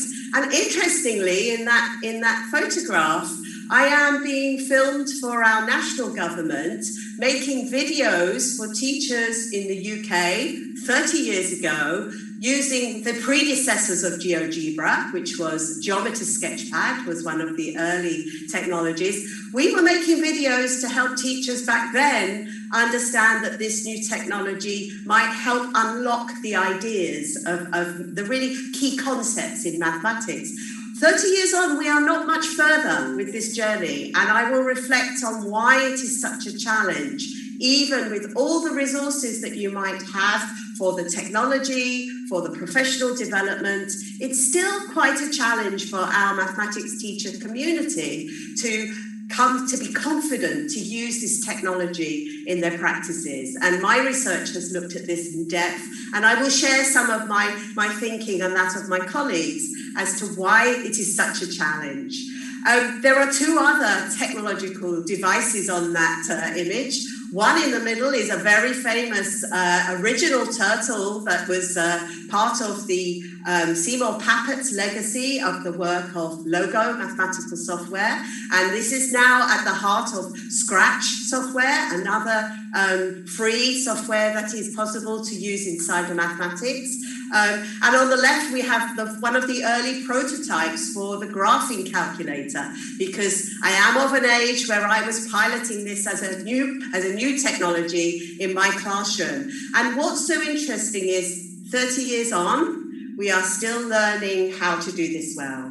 So it is no magic bullet. It is no immediate solution to helping our learners to engage and be curious about mathematics. but we know a lot about how we can help teachers on that journey. So it is my belief that we are all born with mathematical curiosity. As humans, we come into the world, and the world around us starts with play, exploration, learning how to communicate, making sense of the world about us. And, you know, we see children everywhere doing this very successfully, where they are fortunate to have the opportunity to have time for play. And questions. I am a mother, I am a grandmother, and I know that all young children arrive every day with many, many questions. And it is always sometimes beyond us to answer all of their questions. But this mind, this inquiring mind, is clearly something that we as humans are born with. And then we go to school. And I make no comment here because schools around the world, classrooms around the world are so different. They are such different environments. They nurture and encourage different aspects of children's development. But sadly for mathematics, a lot of it is towards the goals of tests and exams. And in my biography just there, Farida, I noticed she paused when she read that I am allergic to technologies that only what I call drill and skill on topics that children have not fully understood yet. And we have this tendency to maybe have a deficit model. That means we are always trying to fill the bits that children don't know. And we forget that we have to think about the point where they meet an idea for the first time and build a conceptual understanding. Otherwise, we are forever saying, oh, but they don't know this and they don't know that. Of course they don't. But we must think carefully about how we introduce them to these new important mathematical concepts. So I'm going to start with a mathematical activity. And this, interestingly, is an animation I made using a free piece of software, but it's one that I built in Geometry Package 25 years ago. I'm sure this activity exists in the Geogebra library too, but I'm going to give you a moment to look at your screen, because there's one thing that happens when we use dynamic maths technology is, obviously, things start moving. And if we don't take time to look carefully at what the situation is, it's very hard to make sense of what is going on. So I want to draw your attention to what you're looking at. If we were in a class situation, we would be taking questions. We would be writing what we notice. Maybe you write what you notice in the chat, and I can encourage you to share what you are seeing, because you have no idea what is going to happen next. Okay, so I have some flags, I will call them. I have a black flag and a red flag on my number line.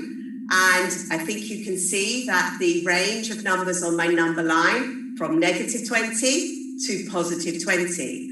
Now, when I play this short video, the flags are going to move, and you are going to be mathematical detectives to try to work out what is the model behind this animation. How is it working? What is happening? So I will play the animation. Hopefully you're seeing that move and not too jerkily. This will test our internet connections around the world. And if I was in the classroom, and I will invite you to make your comments, what are you noticing about the way that the two flags are moving in relation to each other? And I would expect to be hearing words like increasing, maybe the red flag increasing faster than the black flag. The red flag has disappeared. There is something interesting, and I hope you are curious. Now, what happens if we drag the black flag to the left? Were you expecting that to happen?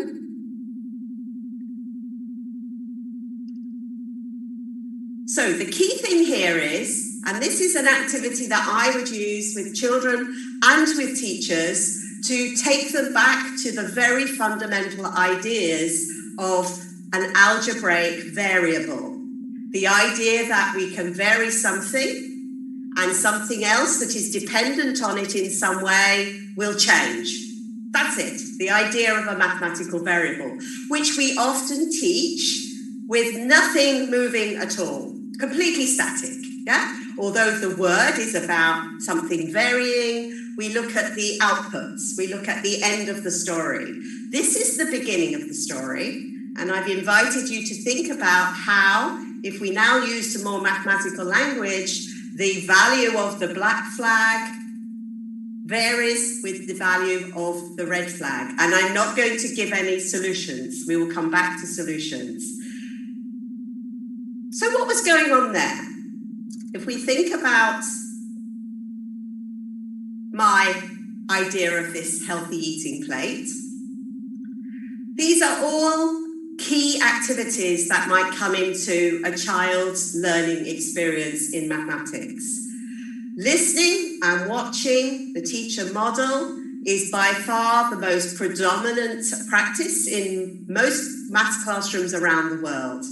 We have the tradition that the teacher is sharing their knowledge and expertise with the students in the best way they can. And I truly believe that we as teachers are striving to do that in the best way that we can. Often that's followed by some drill and practice, and that is essential. When we learn new ways of solving problems, we often need to practice the skills until we are very confident in them. To learn our multiplication tables, for example. We also have a responsibility to prepare the students for the tests and examinations that are really key to their success in our school systems. So these are all things that we have to do. But how often do we let the students explore the concepts independently, just as we all did with Tim a few minutes ago?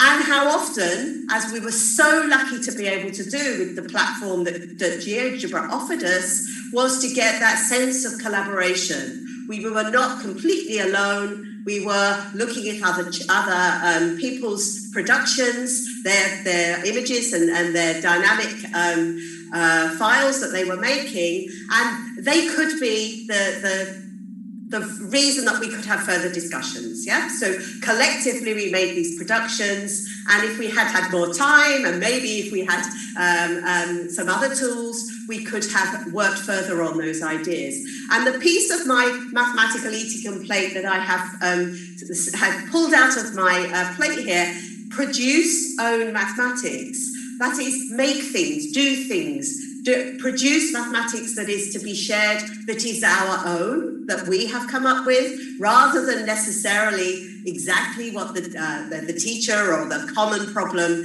that is in the textbook, is something that is really key to maintaining our curiosity. So we're going to think a little bit about how we can do that with the different tools that are around. Can I just check if you are still seeing my full screen? I can't see whether... Farida, have I gone to small slide view, or are you still on big slide view?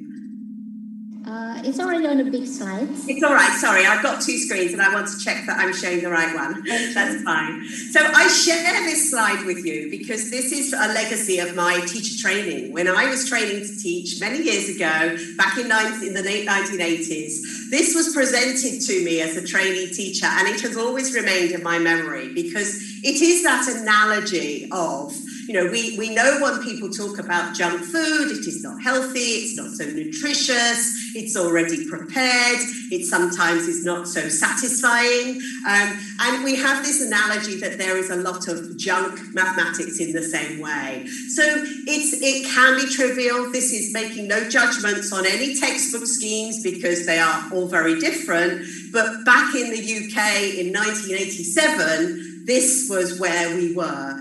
We didn't have enough real life context that was truly real, and there wasn't necessarily enough for the students to really build that appetite for learning mathematics. So I think there's some interesting analogies if we think about what this healthy eating plate for maths is and how we can help move towards a healthier eating plate for our learners to keep the curiosity going. And that is the key here.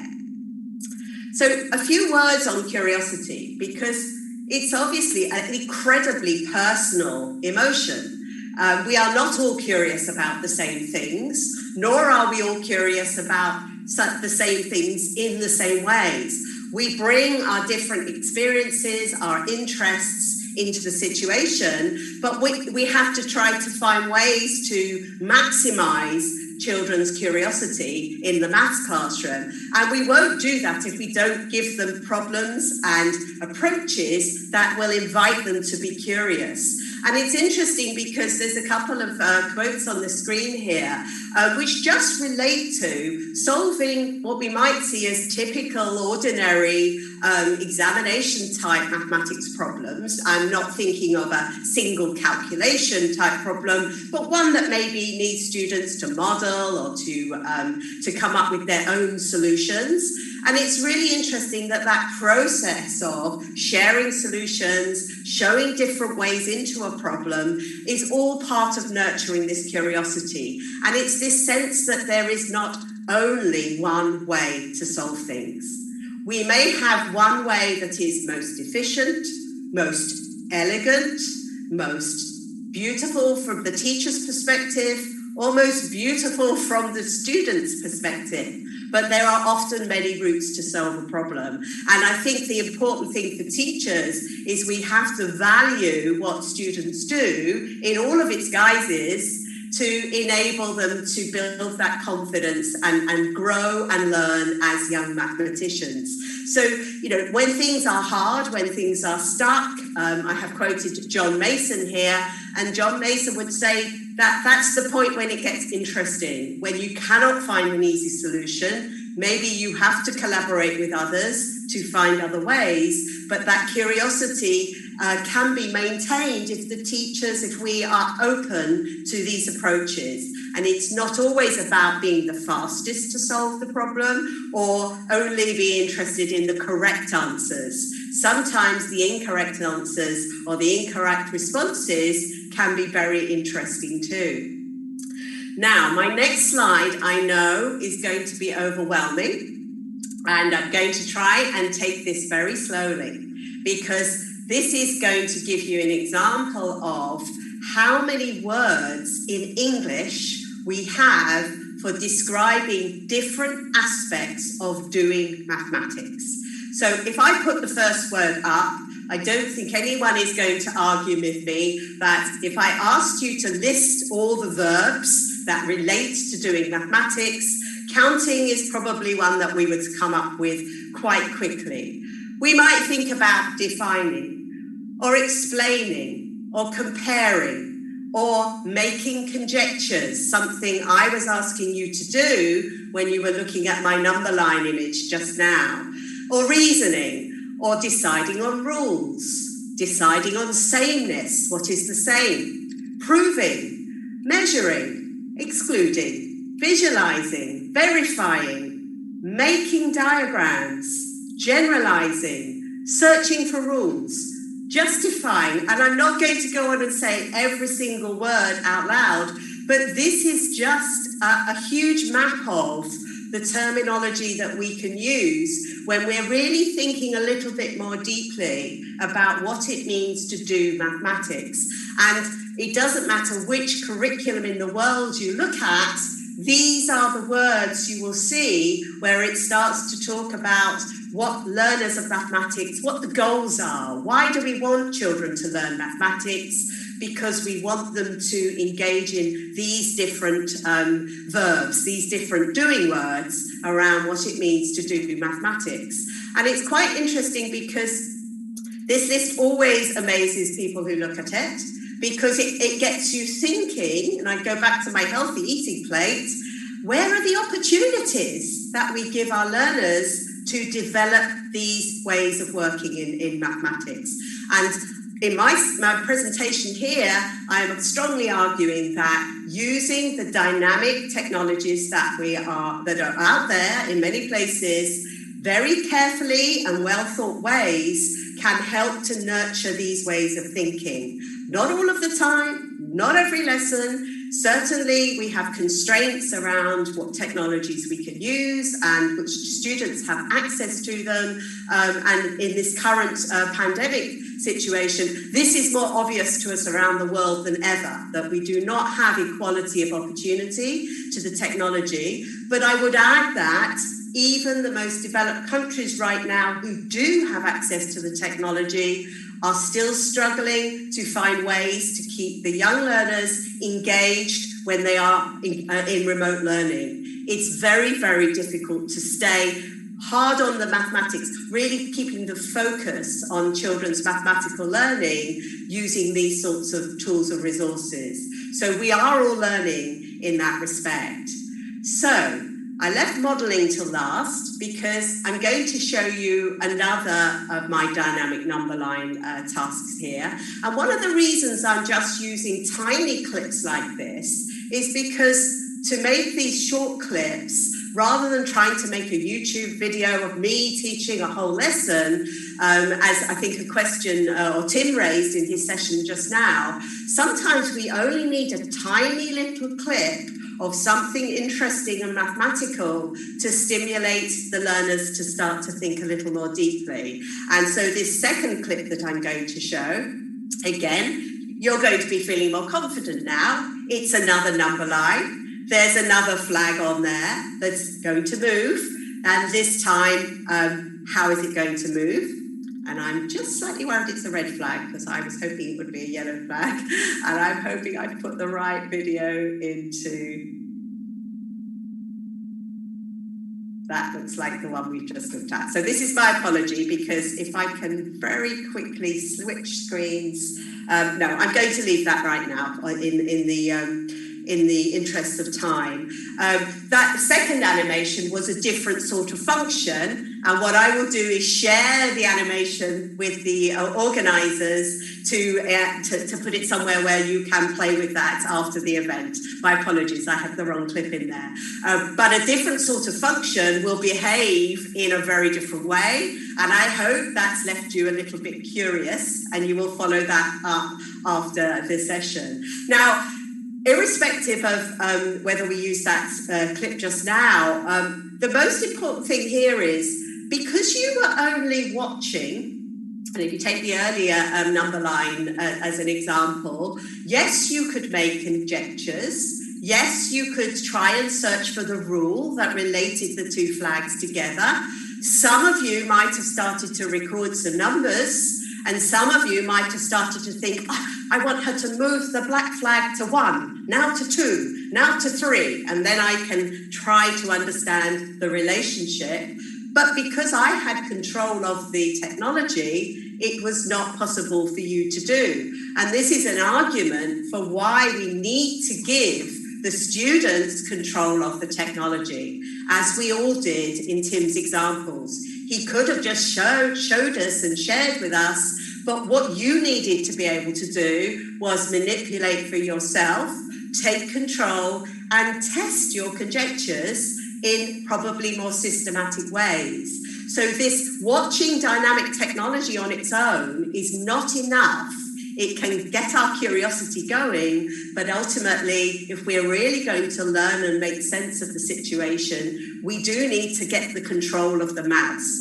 And as somebody who's been into hundreds and hundreds of classrooms over the years, watching teachers get to grips, get started with using dynamic technologies in their classroom, one of the biggest challenges is letting go of control of the mouse or letting go of control of the technology and inviting the students to be more in the driving seat, as we would say. So it's really important that we try to find opportunities for students to do that.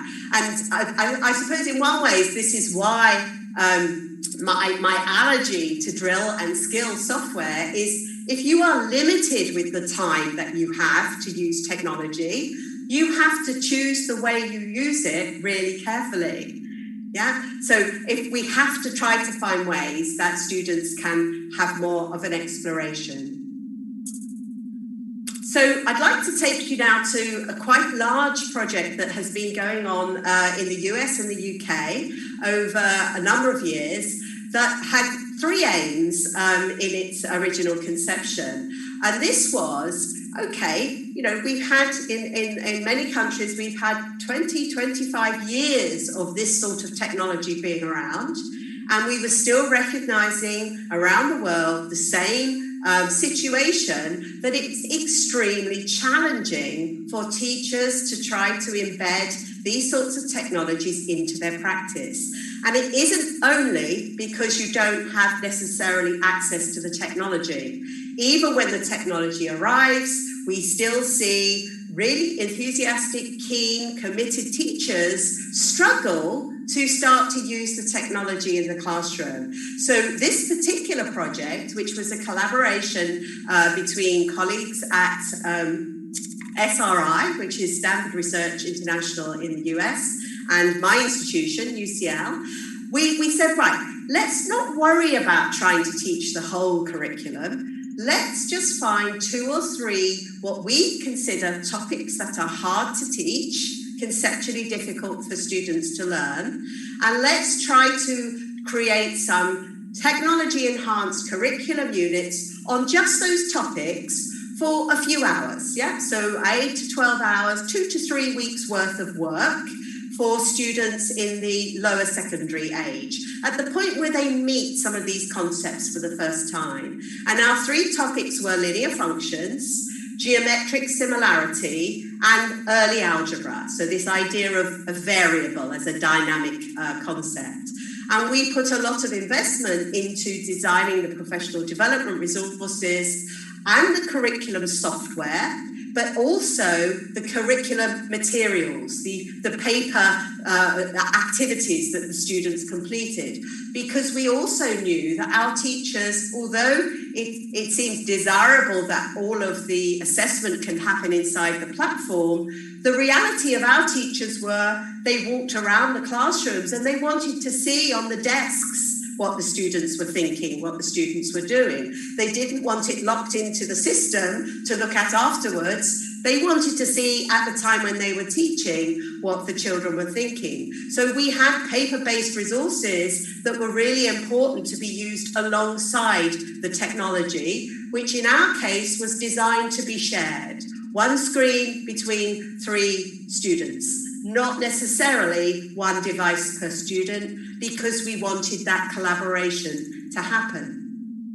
So the Cornerstone Maths project began in 2011. That's nearly 10 years now. We've learned a lot by sticking with one project for a long time to try to understand how best to design the teaching materials, the professional development materials, and then to research the impact of the project for the teachers. So our third project there was trying to understand what is it that teachers need to be confident with and competent with to be able to use these sorts of lessons successfully. So what I'd like to do is share one of the activities with you. And I mentioned that context was very important in the work that we've done. And that's because for the students, it's really helpful to have a story, a narrative that goes with the activity that helps them to describe things in a way that then the teacher can make the connection, both with the mathematics, but also with their activities in the technology. It gives some sense to the activity. As we saw with Tim, we were asked to create objects from the real world. There was that connection in the activities we did with him. So if I open up the software, and I will have to double check that you are seeing it on the screen. Farida, can you confirm? Because I'm on the second screen now. I hope you are seeing Yes, we can see your screen. You can see. Great. This is good. Okay, so it's so important that I give you a moment to look at the screen before I make everything move, and you have to start looking in different places to try to make sense a little bit of the environment. So this character here, this is Shaky. He's actually named after the very first robot that was created at SRI in the US in the 1960s. And Shaky is going to move along the number line when I press the play button up here. And there will be many things changing on the screen when Shaky starts to move. And if I am working with teachers, and certainly if I'm working with learners, I would play this animation 3 or 4 times and say nothing to allow you to just make sense of what you are looking at. So there are many, many things changing. And what we found when we did this work with the hundreds of teachers is we all see very different things going on here. Some of us are focused on Shaky on the number line. We don't notice that the red line on the graph is filling as he's moving along. Other of us are focused on the graph and don't notice the table is filling as he moves along. And lots of people don't even notice the part of the screen that is not changing, which is this space over here that is called equation. So we have this situation we have to start to get to grips with, have to start to understand. Now, could you send the link?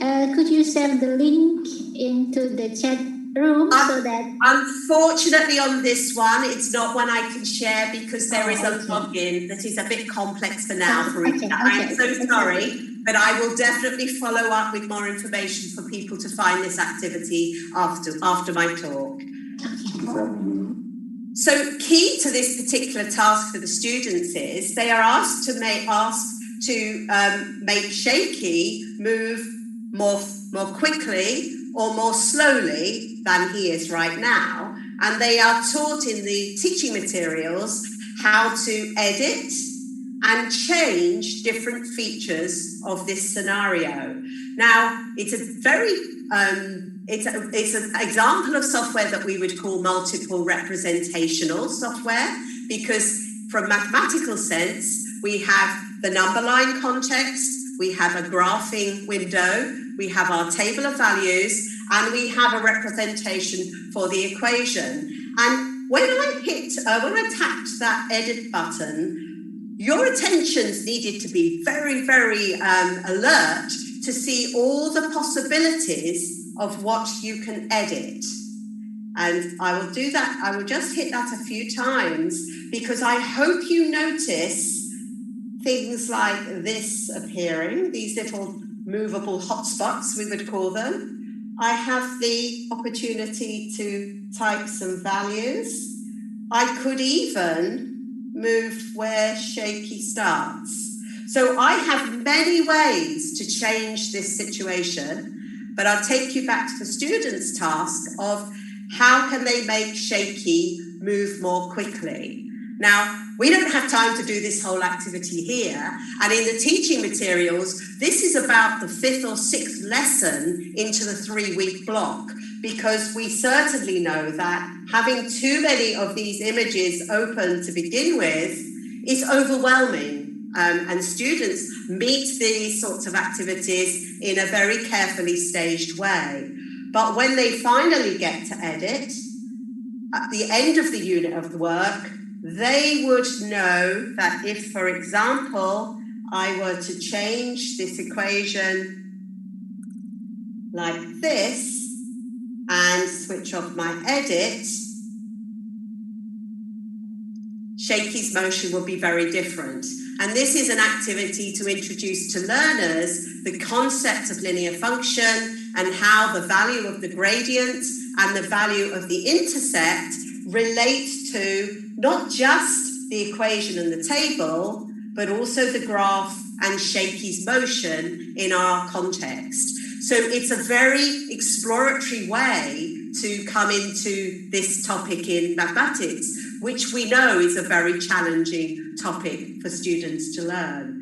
So the Cornerstone Maths software, which is freely available, and as I say, I will share. For us, it is contextualized to the US curriculum and context, and contextualized to the UK curriculum and context. Anywhere else in the world, we need to work to see how it fits with the technology that is available, teachers' confidence to use this sort of material. And for us, it would be a professional development project, collaboration, to support teachers to become confident to use this type of software. And one of the reasons that we designed our own software like this is, we know we could go to Geogebra or any of the other free sources and find something similar. But the challenge for teachers is weaving these activities together to form a coherent curriculum. And that takes time. And it's one of those things where we don't all have time to learn the skills to build these activities, but we can all take time to take them already made and then work with them in our classrooms. And in our experience, especially if you're new to these technologies, the full software has so many affordances, so many different functionalities, it can be overwhelming. So what we try to do is remove all the other things you might do in the software and limit it a little bit to focus on the mathematical topic that we were interested to teach. So just to move on in terms of reflecting on that particular software, that's my clicker, but 1 sec, my slides have stopped.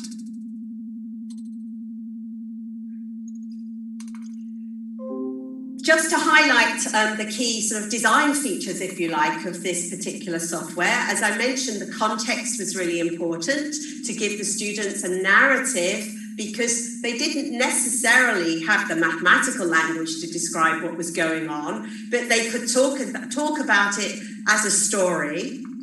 The simulation was really important because that was the hook. That was the bit that got children curious. And I know certainly with older children, you may not need the simulation so much because they may be more interested in the pure mathematics. But that context and simulation gives a really opportunity for students to engage more fully with these sorts of maths activities. Then we had the graph, we had the data table, and we had the equation. And what's interesting is if you think about how you would normally introduce functions and linear functions in the secondary school curriculum, we nearly always start with the equation, and that causes us a problem straight away because it's as if students don't know where it's going or where it's heading or what's going to happen next. In this scenario, the equation is the last thing to surface, and it's of course, yes, that makes sense. That number relates to the speed, and this number relates to where shaky starts on the number line. I understand where speed is represented in the different parts of the image. It's the gradient on the graph. It's the interval on the table. It's the value of the gradient. So this connecting it together is something that happens quite naturally if students have a teacher who is drawing their attention to these important mathematical features. So for us, we had some big mathematical ideas we were trying to address in designing these materials. It was important the students could coordinate the different representation. We wanted speed to be a context to think about rate and rate of change and unit rate. And we wanted to go far deeper with the concept of y equals mx plus c than pure algebra.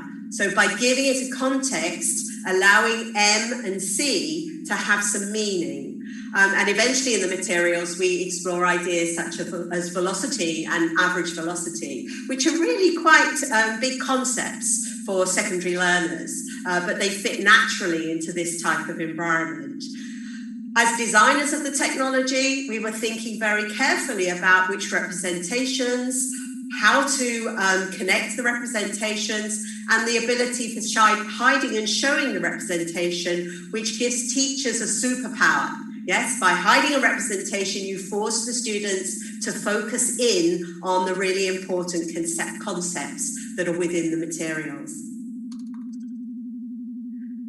I want to draw your attention to different sorts of curiosity. So I'm going to sort of step out of the formal curriculum for the last part of my talk. I am a trustee of a charity in the UK, and it's called Maths on Toast. And Maths on Toast, we call ourselves the Family Maths Charity. And we do a lot of activities with families in out-of-school environments, trying to reach families who would not normally engage with mathematics. So it's quite a challenge because we're trying to reach the people who possibly don't want to be reached, to give the children a different sort of mathematical experience to the one that they have at school, so that there is a bit more time for joy, for creativity, and to perhaps engage in family games and fun that is a little bit different to the homework that might be set. And we know, I was a mother and a grandmother, maths homework can cause stress in the household. Supporting it, and for parents who have been working and remote teaching through the pandemic, having some more fun activities is very welcome. And one of the tasks that I wanted to just, one of the events that we hold, and this is open to anybody in the world, obviously there's some time zone issues, but everything goes on YouTube afterwards. We have what we call stay-in sessions. Now, we used to do sessions in community spaces and libraries on Saturdays for families with to come and do creative maths activities. We've had to move them online. And one of the first activities we did in that stay-in sessions was, as Nikki, my colleague there, is modelling, making mathematical glasses. Now, if you've never made mathematical glasses out of paper, these are pretend glasses that you get the students to make and put on to see the mathematics in the world around them. And this is something that, you know, if you get children's curiosity around, where is symmetry? Where is there patterns we can spot? Where is there interesting leaf designs? The world around us is full of the most beautiful mathematical representations. We need to put on special glasses sometimes to help children and teachers to see them. So there are different sorts of curiosity. That's one example. This is another example, and this is I'm going to show you a video I made yesterday. I actually made this design to send to my son for his birthday card, because right now celebrating birthdays remotely with our families is hard. And this is an iPad app, and I'm going to play my video. I will tell you, I've got all of the references at the end of my slides. So now, does this bring you joy?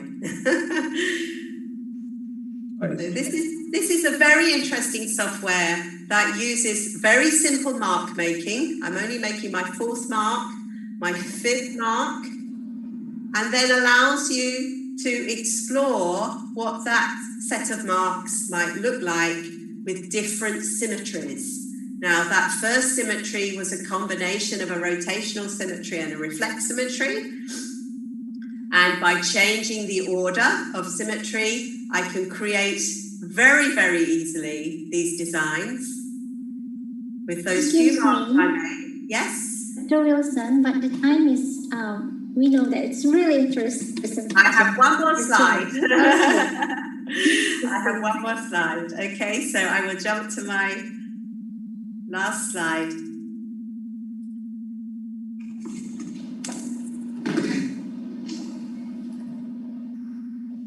So if we stay dynamic, there are a host of fantastic images out there. These come from a free software called Pentagon, which take all sorts of dynamic images and help to unwrap concepts, hook students into interesting mathematical ideas.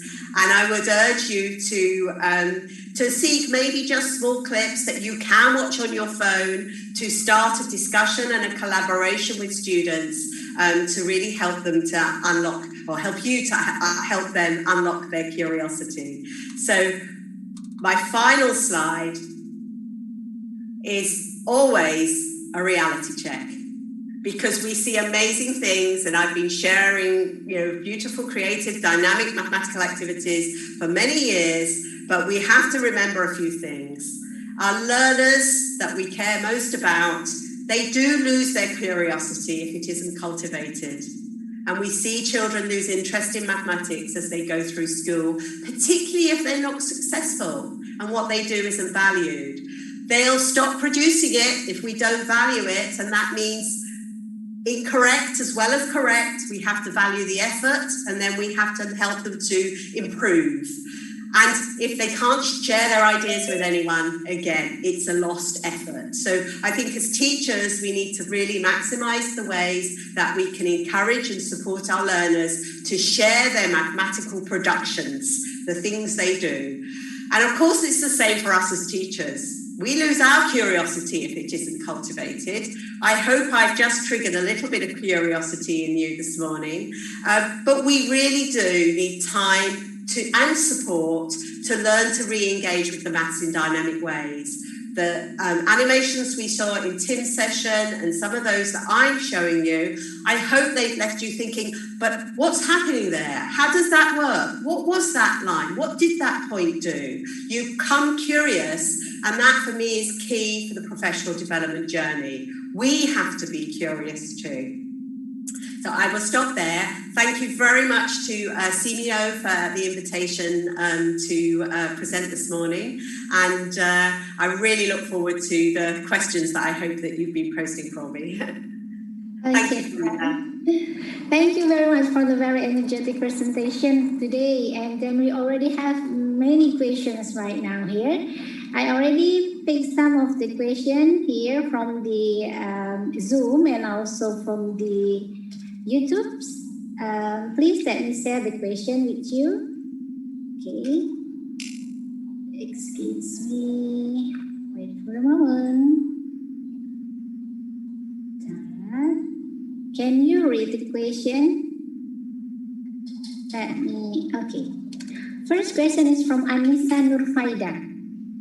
Hello, Dr. Wilson. I would like to address your questions. Okay, so the first question there, so how do we apply this to the blended learning method? That's a really, I mean, I think that with any tools like this, the ideas on that healthy eating plate, the first thing is we have to reflect on what we're offering right now. So I know my experience of looking at what's going on around Europe during this pandemic stage is a lot of what is going on is direct teaching. So teachers are trying to post YouTube videos or refer students to YouTube videos on concepts and then test those concepts using the online tools.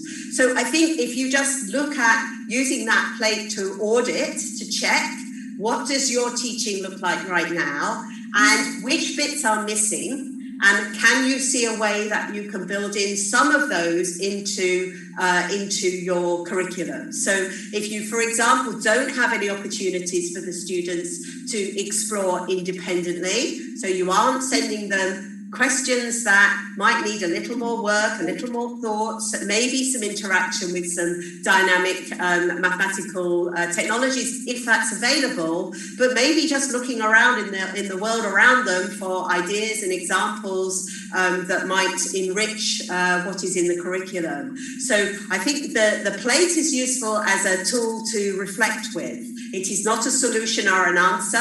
But what it might help you to do is think about how, as you design your blended learning, you make sure you have a piece of each of the portions of the plate. I have not said what the balance should be. They were presented as equal, and there was some space for other ideas. But I think it's important just to use it as a tool to reflect with.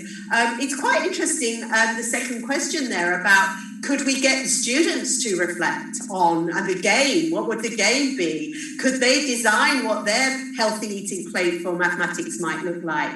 I think that would be a really interesting thing to do. But my inclusion of it was for us as professionals to just reflect on what the balance of students' learning activities look like. Okay, thank you for your answers. And then actually, we still have time to give opportunity to one participant to post question directly to you, Dr. Wilson. And I already choose the lucky participant today. His name is Gede Sueken. Gede Sueken. Hello, Mr. Gede. Could you prepare to ask your question directly to Dr. Wilson?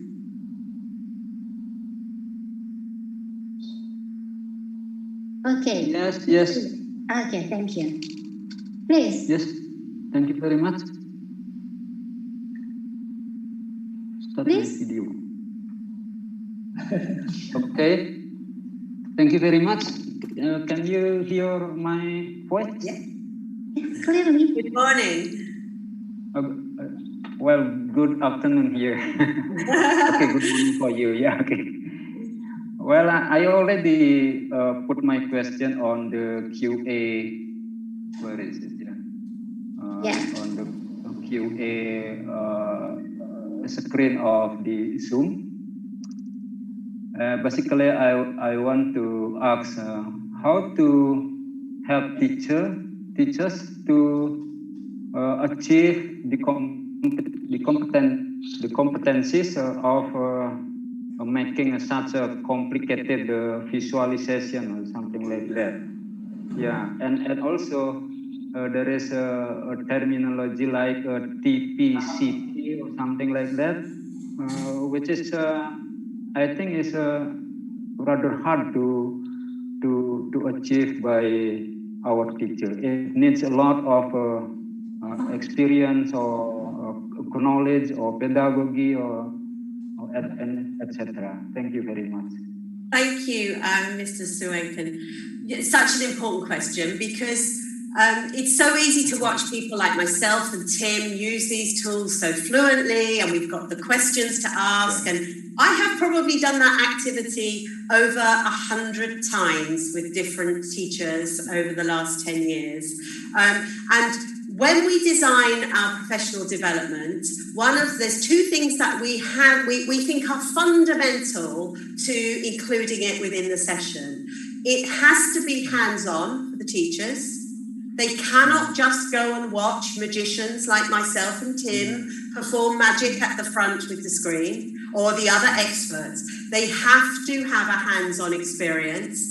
And it is almost the same time as the experience that we would give to the learners. So we had an 8 to 12 hour curriculum unit. We would use 8 to 12 hours of professional development time to carefully give the teachers an opportunity to do all of the activities that the students were going to do. Because without doing what the students were being asked to do, they couldn't confidently know how to react in the classroom. And we get our confidence from our own practice. So that is a very important thing, is that the professional development, and that doesn't have to be formal, that can be a group of teachers in a school together, finding some time to do this. We created what we called our toolkit for these resources, which include all of the materials for schools to use independently. So I think that it's the point that it really takes time, and none of us are successful in our first lessons. Never. I mean, no first lesson is ever fully successful when you are using technology, because you are learning. You as a teacher are learning. And I think it's hard when we want to appear very confident or very in control. But in reality, I've always found it better to be more humble and to say to my learners, this is new for you, this is new for me. We will learn and unpick this together. So there is something about our attitude to the way that we approach our teaching that has to change a little. And that's hard for some teachers. It's hard. We have an authority, we have established our ways of working, and it is hard to move away from that.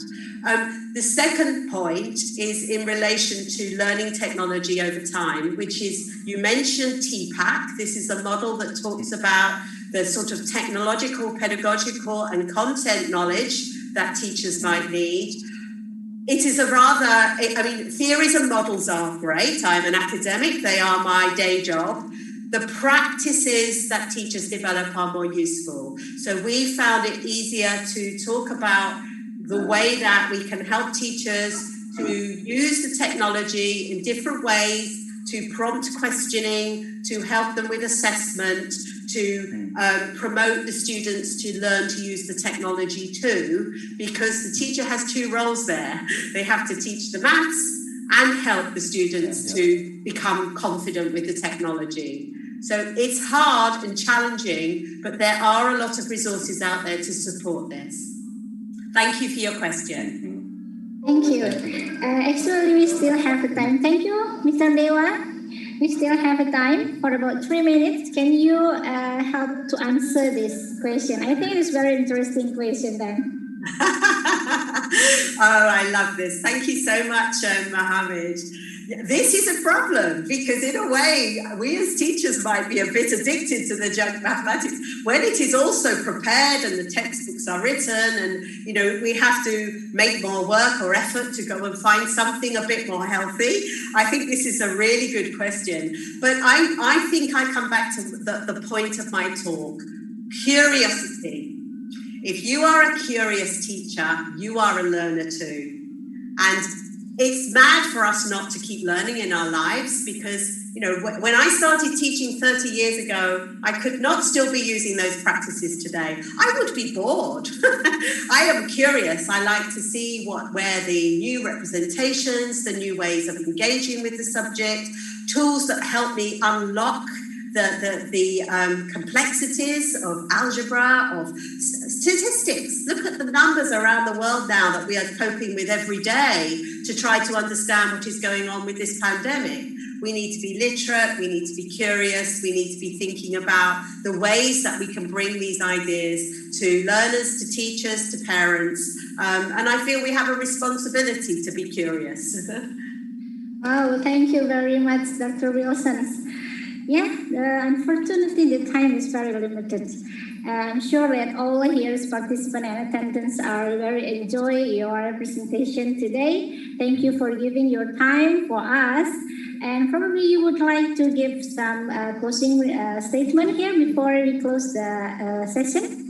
Most certainly. So thank you once again, Farida. Thank you to SEAQiM for the invitation. It really is an honour to be able to present. I wish you all good speed with what lies ahead. And as I said, I will share my presentation slides and some of the materials and some of the background readings with the organisers so that they can be used if they are useful. But thank you so much. And like Tim, I will now go to bed.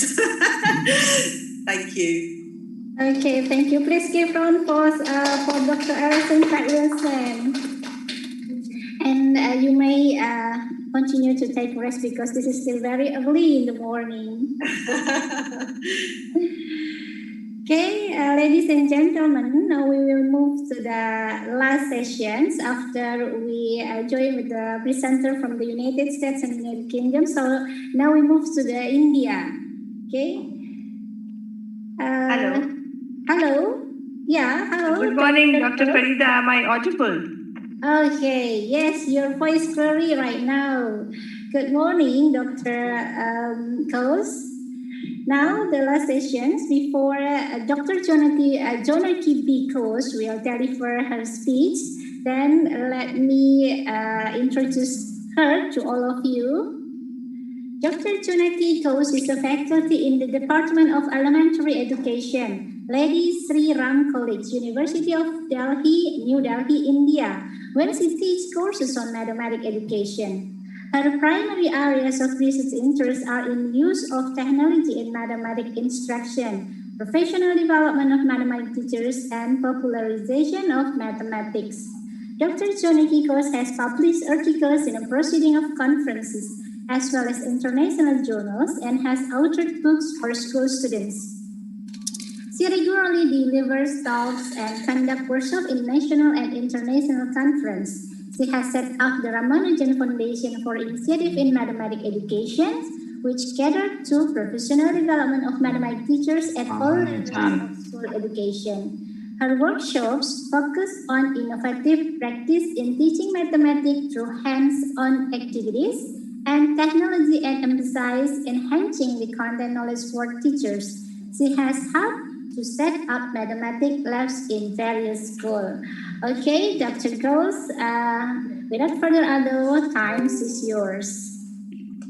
Thank you very much, Dr. Farida. It is thank you for that very kind introduction. It is a great honor and a pleasure to be a part of this international webinar series on lessons from the pandemic. And I would like to thank Dr. Somiardono for extending me this invitation and for the entire team for facilitating this talk. After two wonderful keynote addresses, my job has now become harder, but I do hope I'll be able to share my thoughts with you. I'm just sharing my screen, so please tell me.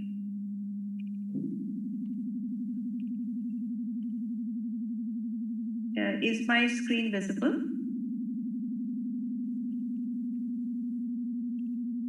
Hello? Yes. Okay. So the title of my talk is simple. I've just kept it simple. COVID-19, an opportunity for rethinking mathematics education. So first I'll briefly present an overview of the talk. So I would like to touch upon the landscape of digital technology in mathematics education and talk briefly about the challenges of remote teaching as unleashed by the COVID-19 pandemic, specifically in context of India, but I'm sure this is universal. Then I'll touch upon the inquiry-based approach to learning and how I'll make a case for explorations and projects and how students can be engaged in such explorations and projects. And I'll cite examples of projects done by students of grade 9 to 12 and hopefully be able to show you an evidence of mathematical thinking as elicited by students. And I'd like to end the talk with maybe pointing towards a more meaningful mathematics pedagogy. So just before I proceed, I hope my slides are clearly visible to the audience. Yes. Okay, thank you. So as we struggle to keep up with the pace of change, in the world of digital technology, you know, we probably can see 4 phases. It was mentioned earlier about Logo. So Logo in the 1960s developed by Samuel Papert and his team. This was way back in the 1960s. And the second phase is that of the content software, dynamic geometry software and computer algebra systems. You have seen a brilliant presentation on Geogebra classroom earlier. The third phase is the advent of the internet has led to a plethora of online tools which facilitate collaborative learning and blended learning environments.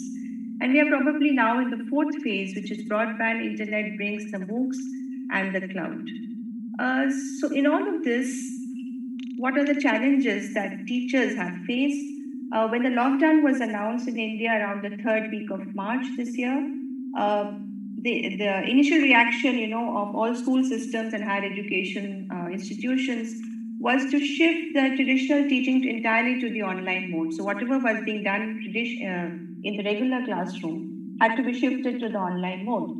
And there were directives sent which said that teachers must use online platforms extensively to reach out to their students. Teachers were totally unprepared for this, but they rose to the challenge. And they used digital tools extensively, both in synchronous and asynchronous mode. So they made extensive use of video conferencing tools like Google Meet, Zoom, and for students who did not have access to laptops, maybe some students had access to smartphones only. So use of email for sending out assignments and lecture notes and WhatsApp for reaching out to students who did not have laptops became a very common thing. When teachers were asked, mathematics teachers were asked that what were the main challenges in making online mathematics teaching effective, many pointed out that some of the main challenges were inability to check students' work and provide feedback. For a mathematics teacher, it's very important to see what the student is doing and writing and how they are solving the problems. Learning to use technology had a very steep learning curve. So teachers had challenges with that as well. But probably the greatest challenge a mathematics teacher faced in this time was inability to write on the board, because the mathematics emerges in the classroom as you do derivations, you draw diagrams, and you have to use a whiteboard or a blackboard. I mean, teachers are familiar with that medium. And so they had to transfer everything into a PowerPoint slides. And that took up a huge amount of time. So this was rated as one of the greatest challenges for math teachers here. An inability to make the class interactive. Students faced challenges. They missed interaction with classmates and teachers. There was lack of stable internet connectivity at home sometimes, or lack of a conducive environment at home. But perhaps the biggest challenge was the long hours of screen time that was being, because all schools went online and were taking classes online. It led to boredom, fatigue, and anxiety. Of course, there are issues, equity and access issues. The digital divide is a thing in many countries, and only about 24% of the Indian population has access to the internet, and about 66% of the population lives in villages, and only 15% of rural households have access to the internet. So there is certainly a need for a much more considered approach. As we try to limp back to a new normal, we need to actively consider other forms of pedagogy, of course, hybrid models, but something which integrates both face-to-face and remote teaching. Now, some perspectives of maths teaching. We all agree that one of the common ways of teaching mathematics world over are explanation of procedures, doing derivations, ensuring enough practice by students so that they are prepared for the high-stakes examinations, and of course, administering tests and assessment. Now, this is all adaptable perhaps in the online mode. However, if you have to really actively engage students in solving problems, engage them with tasks so that they justify their reasoning and solution, in particular, that is, they elicit mathematical thinking, this is perhaps more hard to do remotely, but I would say it is not impossible. A very important curriculum document in India, the National Curriculum Framework of 2005, which has informed the textbooks and the curricula of the country. One of the important documents of mathematics is the position paper on the teaching of mathematics. It makes a very important recommendation and says that there should be a shift from content to processes. So it says that, the content of school mathematics is all too well, but we need to engage students in processes in the mathematics classroom, that is use of patterns, estimation, approximation, visualization, reasoning and proof, and so on. But can this really happen remotely? I think it can. If we use the inquiry-based approach where teachers pose challenging learning experiences that activate students' mathematical thinking, so that students work on specially designed projects or tasks. And technology plays a role wherever possible and acts as an amplifier and a reorganizer. Now, these are two terms I will elaborate on later in the talk. So I would like to share a bit about an ongoing research area which I've been very interested in, is to get students, school students, particularly students of the senior secondary level, that is grades 11 and 12, to explore mathematics by doing projects which span over a period of time, say 3 to 4 months. This has been tried with students across schools, but years ago when I was myself a senior secondary school teacher, I found this very, very effective. So I'd like to share a bit about this. So students of grade 11 and 12 largely participated in this study. Their background knowledge comprised of the mathematics that they study in grades 11 and 12, that is calculus, matrix theory, trigonometry, coordinate geometry, probability. Typically, a large number of students wanted to participate in this exercise, and they were all invited for an introductory session where they were suggested different topics for exploration. And these would range from, applications of mathematics to genetics, say, to cryptography, and various other fields. But students could also choose their own topics, but they were to work in groups of 3 or 4. The teachers involved would cover the mathematical preliminaries by delivering some common lectures on some common topics, such as matrices and number theory. So suppose these were the topics which many of the projects required. Then the teachers would give these as common lectures to the whole group. Of course, these were more like interactive sessions, and this is over and beyond what they've already studied in the regular classroom. Teachers also met each group separately because each group opted for a different project. There were technology sessions on softwares depending on the requirements. So if a group needed to work with spreadsheets, then a separate session was organized for them. Or if somebody wanted to use, say, Geogebra, then a separate session was organized for them, and so on. And for each project, a set of investigatory tasks were posed to tinker their thinking initially, but thereafter students were expected to find their own problems for exploration. This was an important aspect of the study. So one session each week was conducted for class discussion where groups had to report their progress. This was motivating for all the groups because all the students were listening to their friends making presentations about about the progress of their project. And teachers maintained notes for each group, recording their progress or recording whatever difficulties the group was facing, and trying to keep a track of the evidence of mathematical thinking as elicited by the students. Finally, at the end of 3 months, the students had to submit a report and make a final presentation. So this was the broad format. And I would, this slide shows some examples of some of the projects. I'll be describing briefly, very briefly, 4 of these. So let's say, suppose there was one project on application of mathematics to genetics. The mathematical topics that were required for this project were matrices and probability. And students developed a mathematical model to predict the genotype distribution of a plant population after a few number of generations. So this is only one investigation mentioned here, but the project was a long one and they explored different breeding types and how genetic traits are transmitted and how matrices and probability can be used to get an insight into that. Now I will elaborate upon 4 projects, starting with the one on fractals. Fractals are something which are not really a part of the school curriculum, but they really excite students. And in this one group of 2 or 3 groups of students explored geometrical fractals, such as the Sierpinski triangle, Sierpinski carpet, chord snowflake, and Pythagorean tree. These are just examples. They use multiple representations. That is, they explored the fractals pictorially, numerically, graphically, and symbolically. The use of technology was, for example, Geogebra and Mathematica were used to develop a pictorial representation of the fractal at higher stages. And the spreadsheets were used for getting a numerical representation of the fractal.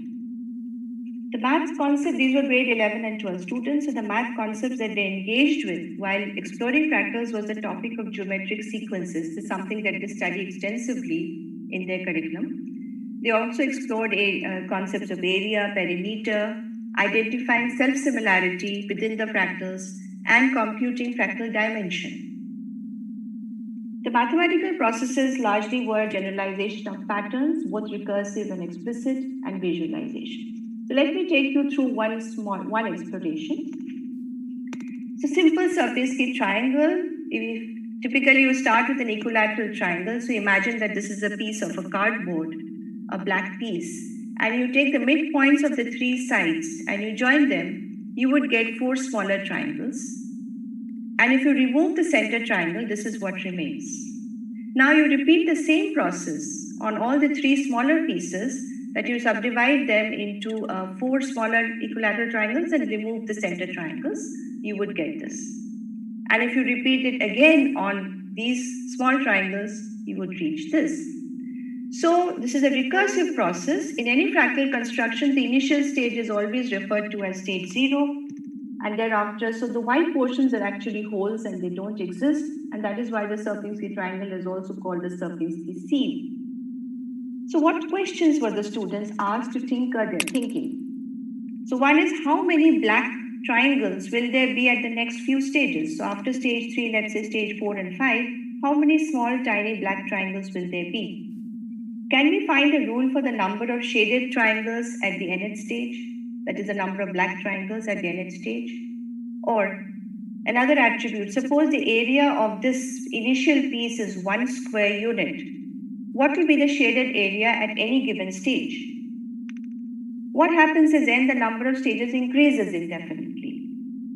how many copies? Now, fractals like Sierpinski triangle exhibit self-similarity. I'll explain that a little later. But how many copies of stage 1? This is stage 1. So how many copies, scaled down copies of stage 1 do you see in stage 2?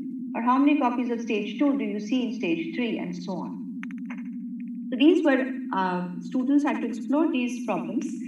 And interestingly, one common way was for them to draw up a table where they numbered the stages from 0, and the general stage was n. And they wrote they counted the number of black triangles, which is say T of n. So initially at stage 0, there's only one black triangle. At stage 1, there are 3. At stage 2, there are 9, and so on. So the number of black triangles forms a geometric sequence with a multiplying factor of 3.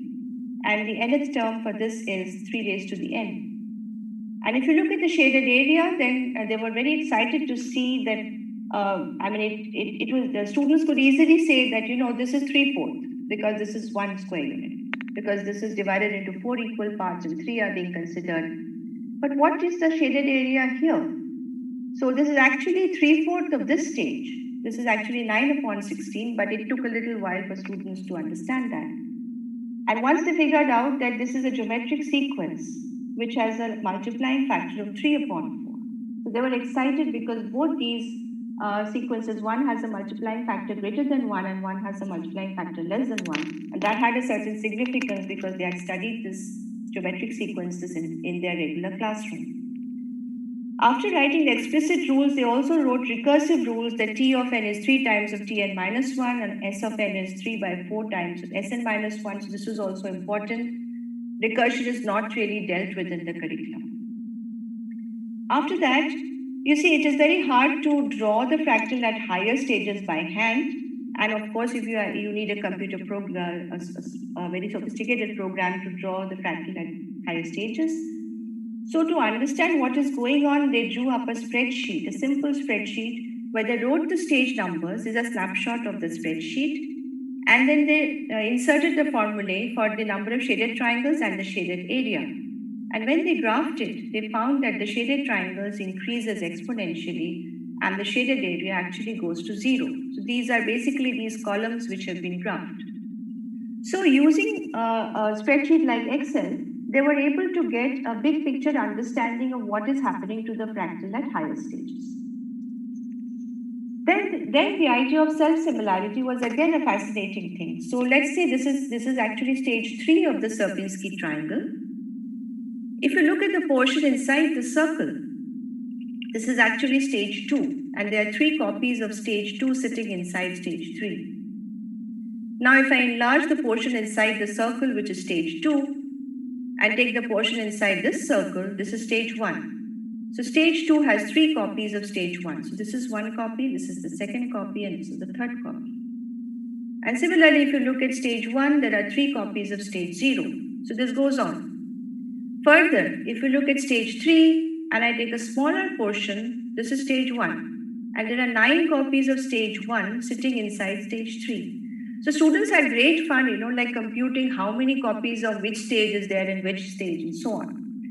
And then they were able to generalize the idea to say that, look, in stage n, in any given stage, there will be 3 copies of the previous stage, that is n minus 1 in stage, 9 copies of the n minus 2 in stage, and so on. So they kind of visualize self-similarity. And this is important because they did it when they created their own fractal designs, they were able to explore self-similarity even in their own practice. An extension activity done by one of the groups was to see the linkages between the Pascal's triangle and Sierpinski triangle. Now the Pascal's triangle is something that they encountered in their class 11 when they study a topic called the binomial theorem. And these are nothing, the numbers of the Pascal triangles are essentially the binomial coefficients. And we know that the Pascal triangle has the pattern that the sum of 2 numbers in the previous row would lead to a number in the next row. So students were given a triangular grid consisting of hexagonal cells, and they had to imagine that the numbers of the Pascal's triangle were filled into these cells. Rather, they were shown this in particular image. And then they were asked to color the odd numbers with some color and leave the even numbers unshaded. When this was done, what really emerged is this, the beautiful Sierpinski triangle. And they had to find coloring rules in the Pascal's triangle that would lead to the Sierpinski triangles, because it's very difficult to go on adding the numbers and finding what the numbers will become in subsequent rows and then do the coloring. So here they knew that all the odd numbered cells were colored and all the even numbered cells were white. So if this was converted to a coloring rule using modular arithmetic. So what they did was they reduced the Pascal triangle modulo 2, which means all odd numbered cells were replaced by 1 and all even numbered cells were replaced by 0. So if you colored all the odd number, that is the cells numbered 1 with some color and left the even numbered cells unshaded, this is what it led to. These are snapshots of the students' work from their notebooks. So this was the blank grid which was given to them, and they actually colored each tiny cell using that coloring rule, which came from modular arithmetic of modulo 2. Then some children said, why should we stop here? What about modulo 3? Can we not do modulo 3? So they went back to the Pascal's triangle, reduced each number modulo 3, which means they divided each number by 3 and replaced it by its remainder upon division by 3. And then the triangle now had zeros, ones, and twos. So they give 3 different colors, where 0 was left white, and there was a green and blue color used in this particular case. So the modular 3 pattern led to another version of the Sierpinski triangle. And this was actually a high point of the project, because then they realized that by taking different modulo different numbers, they would get different kinds of patterns. And then they the project just took off because the students defined their own coloring rules and translated them to modular arithmetic. They defined all kinds of, they got different interesting patterns, and these were actually displayed in the labs and so on. Another extension activity was done by students was related to the chord snowflake. These are well-known fractals, and students were familiarized with this so that they could create also their own fractals. Now, this is, in this case, also you start with an equilateral triangle. You trisect each side. For example, let's take this, suppose this is the side of the triangle. You trisect it and you remove the middle third and raise a small equilateral triangle whose length is 1/3 of the original length. It would lead to a star, and you do this all the 3 sides, it will lead to this star-like pattern. And thereafter, you repeat this process, because any fractal construction is done recursively and iteratively. So you repeat this on every stage to get the subsequent stages. Now, this is all hand-drawn by the student. They use isometric dotted paper to draw the snowflake at various stages, and as you can see, it gets very intricate and beautiful but intricate by the time you reach the 2nd or 3rd stage even. This child actually went on to stage 4. They explored various interesting attributes, like what will be the number of line segments at each stage, or what will be the perimeter of the snowflake, and what will happen to the enclosed area. So this led to a very beautiful exploration, because students saw that the perimeter increases indefinitely as the number of stages grows, but the enclosed area actually approaches a fixed value. So this was a fascinating revelation, led to an aha moment in their project, but it also strengthened their understanding of geometric sequences. So just to point out the evidence of mathematical thinking, in terms of recursion, what did the students do actually? They have found recursive formulae. They expressed attributes of the nth stage of the fractal in terms of the n-1th stage. In scaling, they explored geometric sequences emerged from various attributes of the fractals. Then they observed self-similarity. They identified copies of previous stages in a subsequent stage, and they also built higher stages using the previous stages. They made linkages with other topics. They defined their own coloring problems. They practiced modular arithmetic. And most importantly, they engaged with multiple representations. That is, they explored the fractals pictorially, graphically, and numerically. So this fractal was fractal activities really engage students, and over the years, this has been a very popular topic with students. Now, the next project I want to briefly describe is that of modeling queuing systems. This was a group of students. who this was during the non-COVID time, so they went to a petrol pump, a vehicle service station, a petrol pump which had only one filling machine, and they observed the system for some time, and they were trying to see how the queue of cars is formed, how much time does it take, what are the inter-arrival times of the cars, and so on. So we know that a typical queuing system consists of servers. In this case, there was only one server. The units who are the customers, in this case, the cars which are coming into the petrol pump. And they try to observe the time, basically. They also interviewed the staff working there and so on. They try to study the nature of arrival of the cars and how much time does it take for each car to get for each car to get served. It was a very busy the road where this petrol pump was situated. What was the queue capacity? So maximum how many cars can be accommodated, although there were often a queue of cars going way outside the petrol pump, but they tried to observe that. Arrivals and service happen in a random fashion, usually in a queuing system, and inter-arrival times and service times are randomly distributed. So what these children did is, after observing the system, because they knew that they couldn't go and stand there every day and see what is happening, they wanted to compute what is the average waiting time for a customer, what is the average service time, and what is the average idle time. So is there a time when that server is idle? So the total time that the server remains idle upon the total number of customers. So what they did was they generated a spreadsheet. So this is just a snapshot. I have a link, but I don't want to risk clicking on this link because if I go to the Excel sheet, I hope I won't create a problem in Zoom.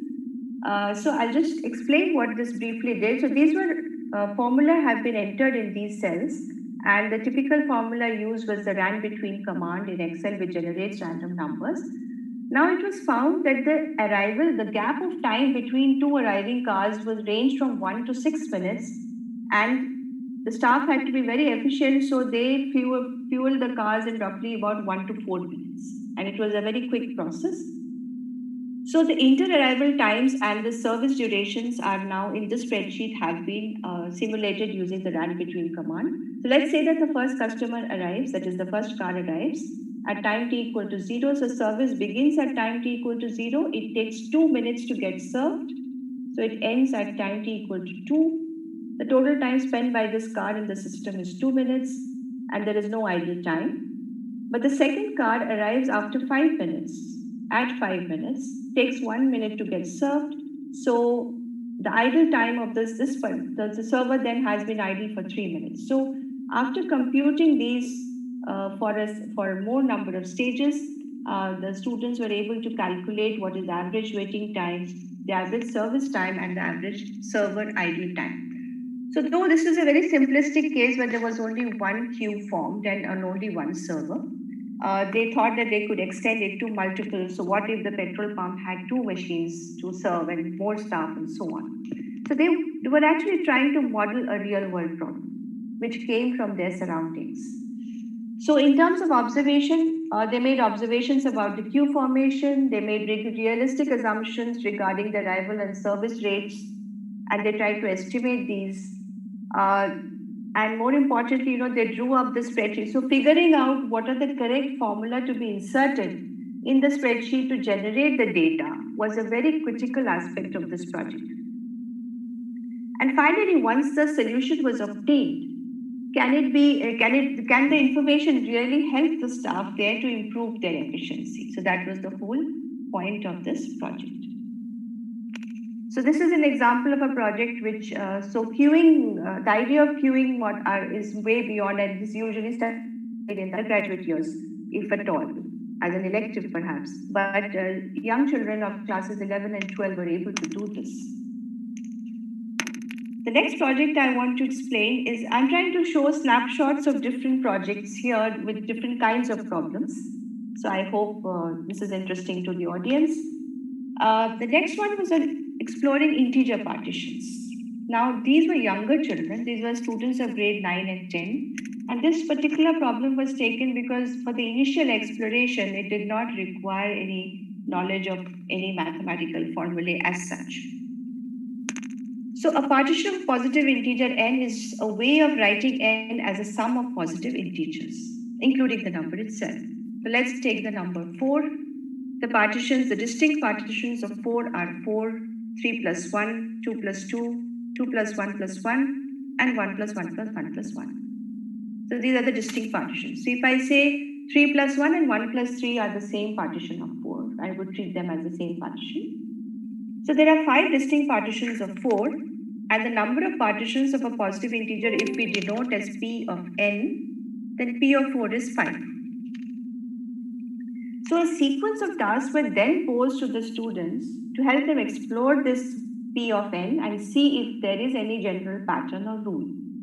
There isn't, it's not easy to find, but the whole idea was to push them towards this exploration.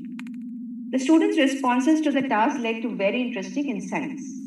For example, so first they found what is p of 5, p of 6, and p of 7. Okay. So they calculated that the number of partitions of 5, there are 7 partitions of 5, 11 partitions of 6, and 15 partitions of 7. So when they looked at the number of partitions of the first few integers, 1 to 7, they could not see any obvious pattern there. Then they said that, writing out these partitions are becoming difficult using the plus symbols, or can we find a slightly smaller notation? So somebody suggested that, can we write it like this, like 3 plus 2 plus 1 plus 1 plus 1? Can we write it as 3 bracket 1, where the number inside the bracket indicates the number of times that the integer is repeated in the partition. So students already started thinking in their own ways. The third task was to push them towards a diagrammatic representation for these partitions. Now, a well-known representation is that of the Ferrer's diagram or the Young's diagram. The Ferrer's diagram involve dots, and the Young's diagram involves squares. So let's say 5 plus 4 plus 2 plus 1 is a partition of 12. So we can use dots, 5 dots, 4 dots, 2 dots, 1 dot in the Ferrer's diagram, or the Young's diagram is represented like this in terms of small squares. So this is a diagrammatic representation of the partitions. So they were to play around with these, and then they were asked questions like, represent the partitions of, let's say, 4, and can you use this to derive the partitions of 5? So one child drew out the Ferrer's diagrams for partitions of 4, which is 4, 3 plus 1, and so on. So these are the diagrams, and then said that by adding 1 square to each of these diagrams, wherever possible, I can get a partition of 5. Then they eliminated the repeated ones, and then they saw that there are actually 5 partitions of 5, and these are their representations. And the shaded one is the additional square which has been added. So students were playing around with these diagrams. And then the idea of conjugate partitions came up. By conjugate partitions, we mean, let's look at this partition. This is a partition of 8, which is 4 plus 3 plus 1. And this is also a partition of 8, which is 3, if you read it row-wise, 3 plus 2 plus 2 plus 1. But if you flip this partition about this, if you flip this diagram about this line, you reflect it about this red line, you would actually arrive at this. Or if you flip this about this center line, you would get this. So you can derive one from the other just by flipping the diagram, and therefore they are called conjugate partitions. So they were asked now, diagrammatically it is easier to see the conjugate partitions or arrive at a conjugate partition, but without drawing the Young's diagrams, can you find the conjugate partition? So for example, this is a partition of 19, which is 4 plus 4 plus 3 plus 2 plus 2, so on till 1. Can you find the conjugate partition of this without drawing a diagram? Or can you find partitions which are self-conjugate, and so on? So the set of tasks, then after this, the students were left to explore the problem on their own, and in the next class session, they had to come up with their findings and so on. So some children explored, what if we only consider the odd numbers in a partition? So how many partitions are there which only involve odd integers? Or how many partitions are there which involve distinct integers? And what if ordering is not, so for example, in this partition, we said it is free of order. So 1 plus 3 is the same as 3 plus 1 for the partition of 4. But what if, order is important and order is kept into consideration?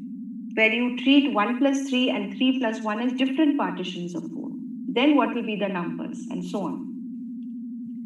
So the task went in various ways. It is not simple to find a formula or a rule for P of n in terms of n. The aim of the task was to enable students to find a generating function which would lead to the number of partitions of a given number.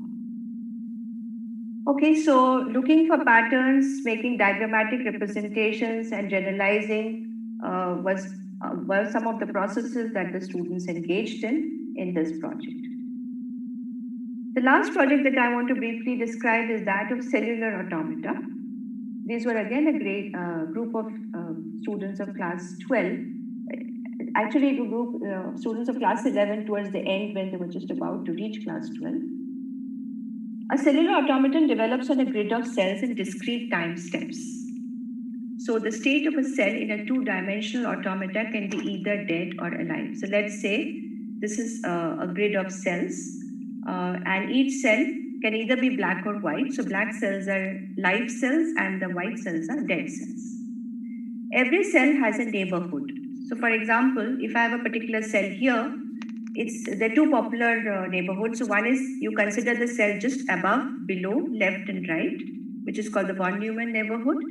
Or you consider all the 8 cells surrounding a given cell. That's called the Moore neighborhood. So what happens is this, in a particular time step, let us say this is the configuration. And how will these cells evolve in the next time step depends on a set of rules. And one very popular set of rules was given by John Conway's Game of Life, which is a very popular cellular automata, a two-dimensional cellular automata, which has the following rules. Any live cell with less than 2 live neighbors will die. So a live cell, imagine that the live cells are black cells and the white cells are dead cells. So any live cell with less than 2 live neighbors dies due to lack of resources. Any live cell with 2 or 3 live neighbors lives on to the next generation. And any live cell with more than 3 live neighbors will die due to overcrowding.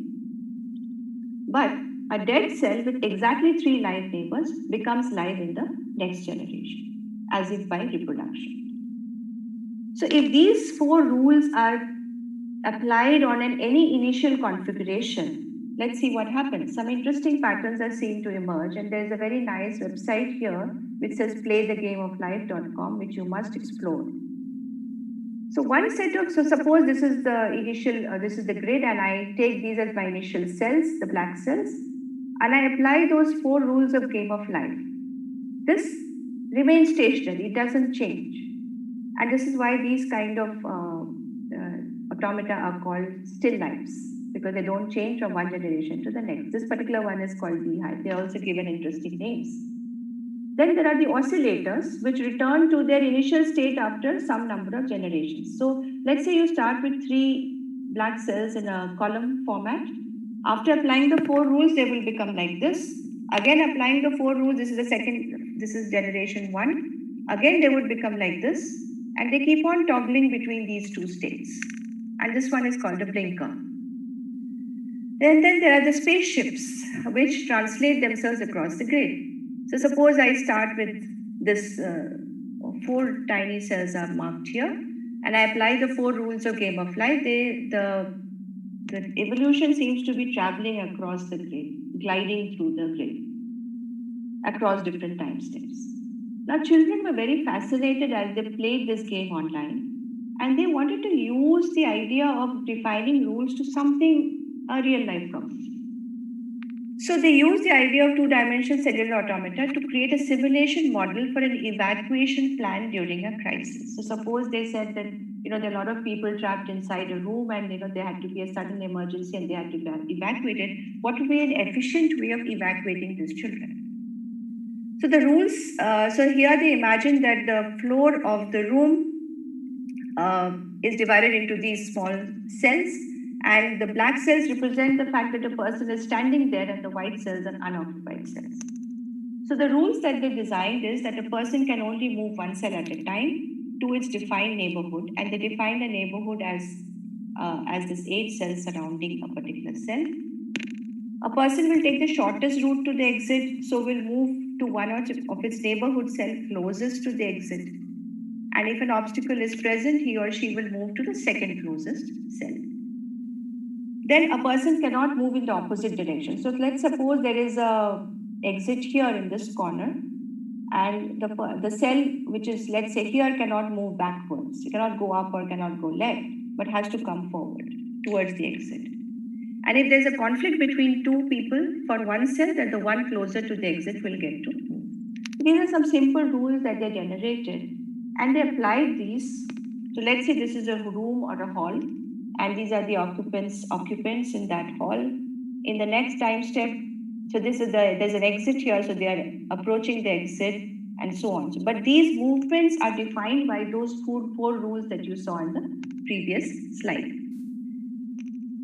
They had to create a Python-driven simulation model for a floor evacuation plan, and this, in fact, has been accepted for publication in a very wonderful magazine called the At Right Angles, which will the issue will be coming out this month. So basically, they tried to show that, look, if this is the floor plan, there are 3 classrooms here, and this is a corridor. This is a simulation picture of the simulation, and these blue lines are essentially the exit from the classrooms, and this is an exit from the corridor. So let's say at time t equal to 0, this is the configuration, and after some time, all the occupants have moved towards the exit in the corridor, but there may be collisions, and collisions have to be avoided in any crisis situation. So they refined the model and their movement rules to create a situation where there would be minimum collisions. Again, this was an excellent project where students explored the application of a mathematical idea to a real-life problem. They defined rules to model the behavior of people during a crisis situation. They made realistic assumptions, simulated the problem, but they had to develop a Python program for the simulation. Now, I'll be concluding in the next 2 slides. So, learning mathematics through these technology-enabled explorations had excellent student feedback. The students owned their projects. They felt responsible and they were proud of their projects. It encouraged group work, which is so important. And a lot of this can be easily adopted online. In fact, in the last project, the cellular automata project, the students hardly met their teacher, or they hardly met in an offline mode. Everything was done. Even preparing the report was done using a Google Doc. In all these projects, technology works as an amplifier. I mentioned these 2 terms in the beginning. Amplifier means that the students worked more effectively. They focused on reasoning and developing insights, and technology gave them access to higher level concepts and increased the scope of activities. Clearly, topics like cellular automata or queuing systems cannot be a direct part of the school curriculum, but they can be customized. The concepts can be brought to the level of students' explorations by creating these tasks. Technology as a reorganizer. It emphasized processes such as search for patterns, looking for invariances, finding generalizations, specializations, and finding new problems for exploration. Meaningful tasks were posed in these projects, but the outcomes were not predefined. So there was a sense of suspense and many aha moments. Students asked a lot of questions, and whenever they got a chance, they presented their projects in fairs and competitions. So I'd like to conclude by sharing some implications for math education. So what can be a meaningful mathematics pedagogy during this period and beyond COVID? So the inclusion of mathematical modeling and applications through exploratory tasks and projects should surely be considered.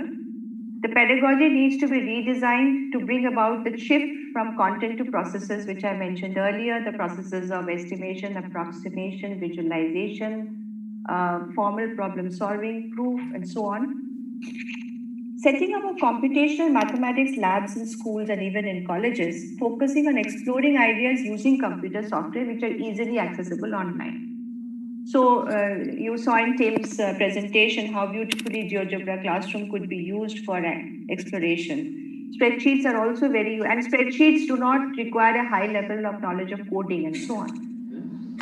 So The considered use of appropriate technology can help to develop a meaningful mathematical discourse which balances the need for real-time blackboard teaching and engaging students in mathematical activity. Students get to, yeah. I'm just finishing. I'm very sorry to interrupt because the time is already up. Yes, and this is my last slide. You may continue the last slide. Okay, thank you. Thank you. So students should collaborate and learn mathematics with a flexible mindset. Focus on making connections through multiple representations. But the big challenge is going to be the large-scale orientation of teachers to a blended pedagogy more conducive to this in the online mode. Because, you know, teacher's role has to change from transmitter of learning to facilitator. Team teaching is an important part. Now, in these projects, there was one person who was coordinating the overall project, but there were groups of teachers who were involved in each of the different projects. Teacher professional development requires enhancing mathematical knowledge for teaching, developing flexible and responsive instruction for face-to-face as well as remote teaching. And use of technology must prompt us to reimagine possibilities for mathematics teaching and learning via a hybrid model, which emphasizes the development of mathematical thinking in students. With this, I'd like to conclude just a last quote from Samuel Papert in Mindstorms, who said that before computers, there were very few good points of contact between what is most fundamental and engaging in mathematics and anything firmly planted in everyday life. But the computer, a mathematics-speaking being in the midst of everyday life of home and school and workplace, is able to provide such links. The challenge in education is to find ways to exploit them. Thank you very much, and I end my presentation here. Thank you. And here are some references which I used in my presentation. Okay, thank you very much. Yeah, thank you for your very comprehensive presentations, Dr. Kaus. Now we move to the question and answer sessions. Here I already picked some of the questions from the Zooms and also from the YouTubes. Would you please to share me, I would like to share my screen first. Here, excuse me.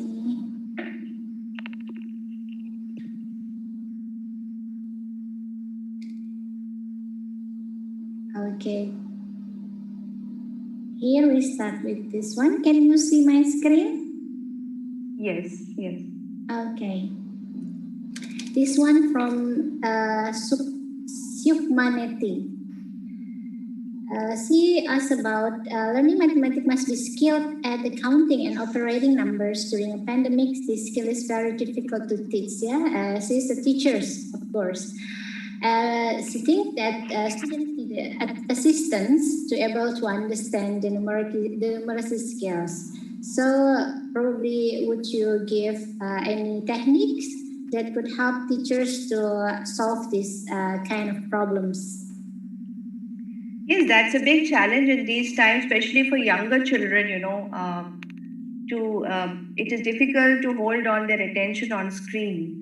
But if we can think of some interesting games, for example, you know, representing numbers in different bases, or, you know, practicing simple algorithms, there could be some online resources where, you know, we could engage the student through an online mode in playing those games and looking at patterns within those games.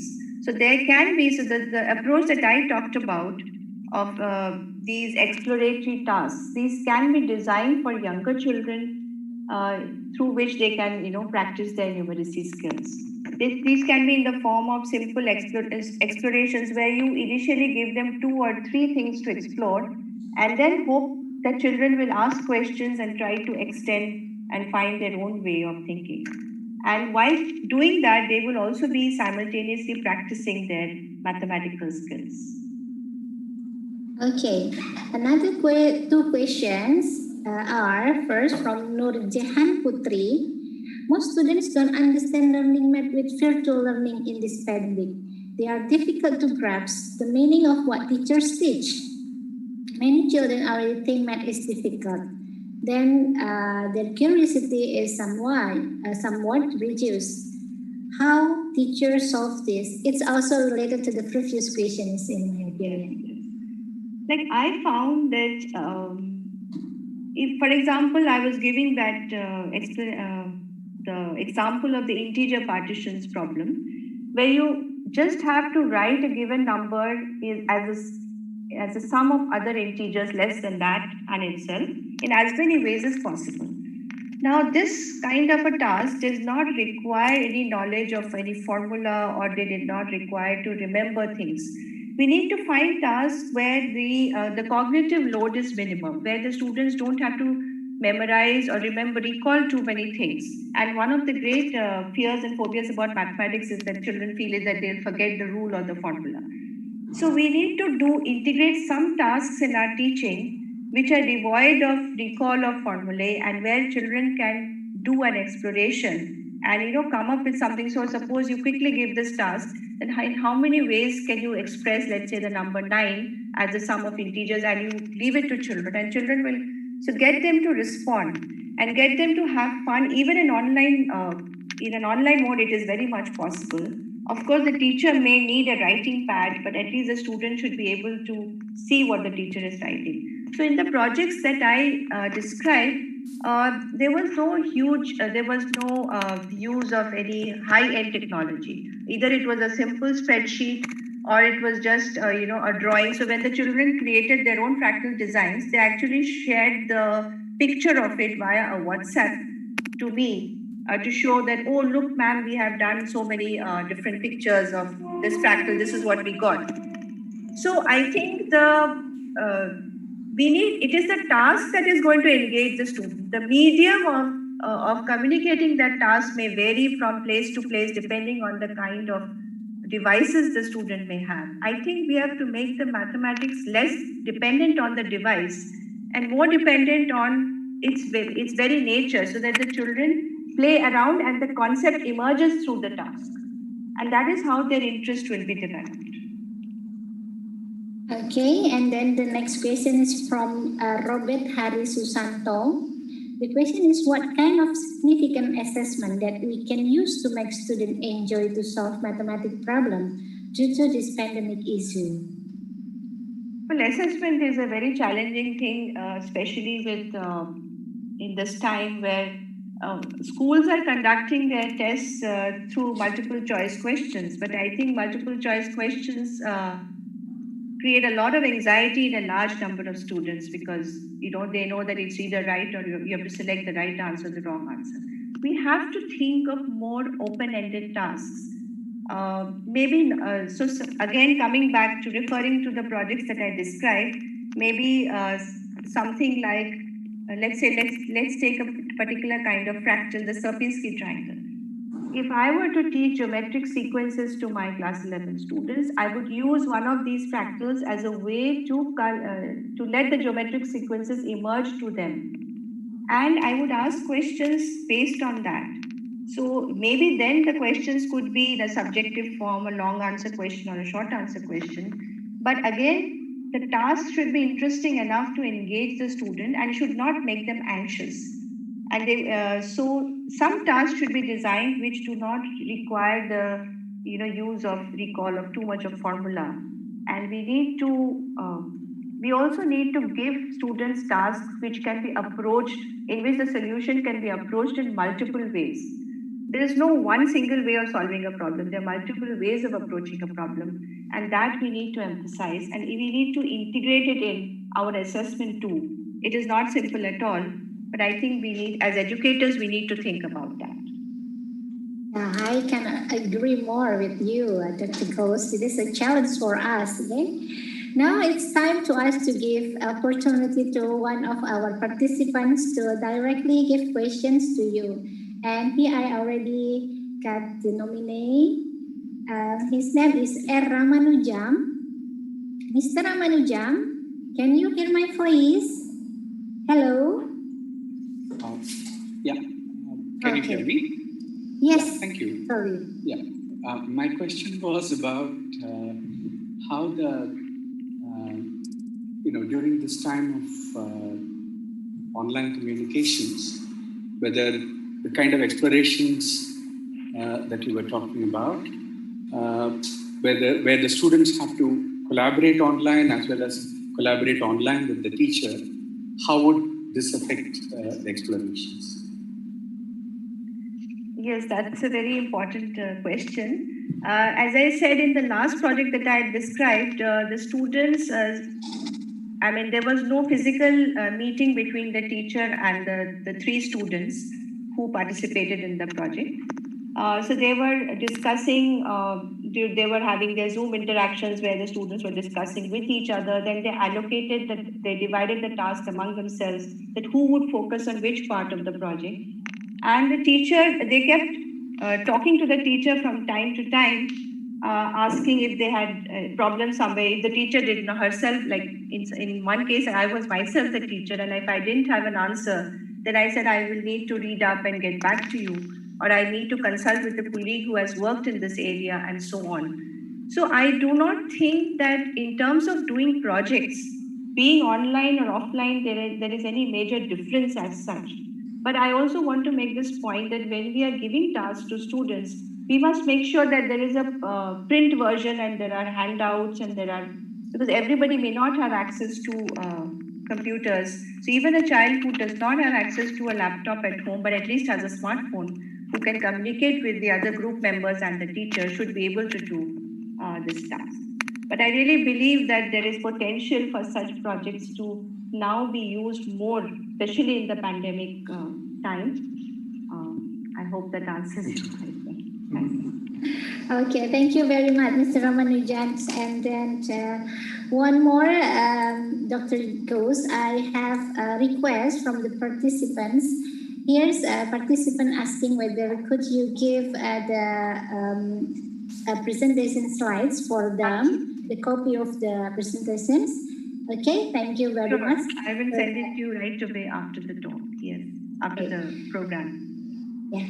Thank you so much, Dr. Ghosh, for the very comprehensive presentation and then the question and answer sessions.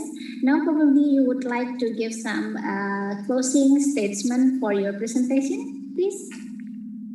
Thank you very much for your patient listening. Probably it was overwhelming that in a 1 hour I kind of compressed description of so many projects, but I was trying to share that please do try this out.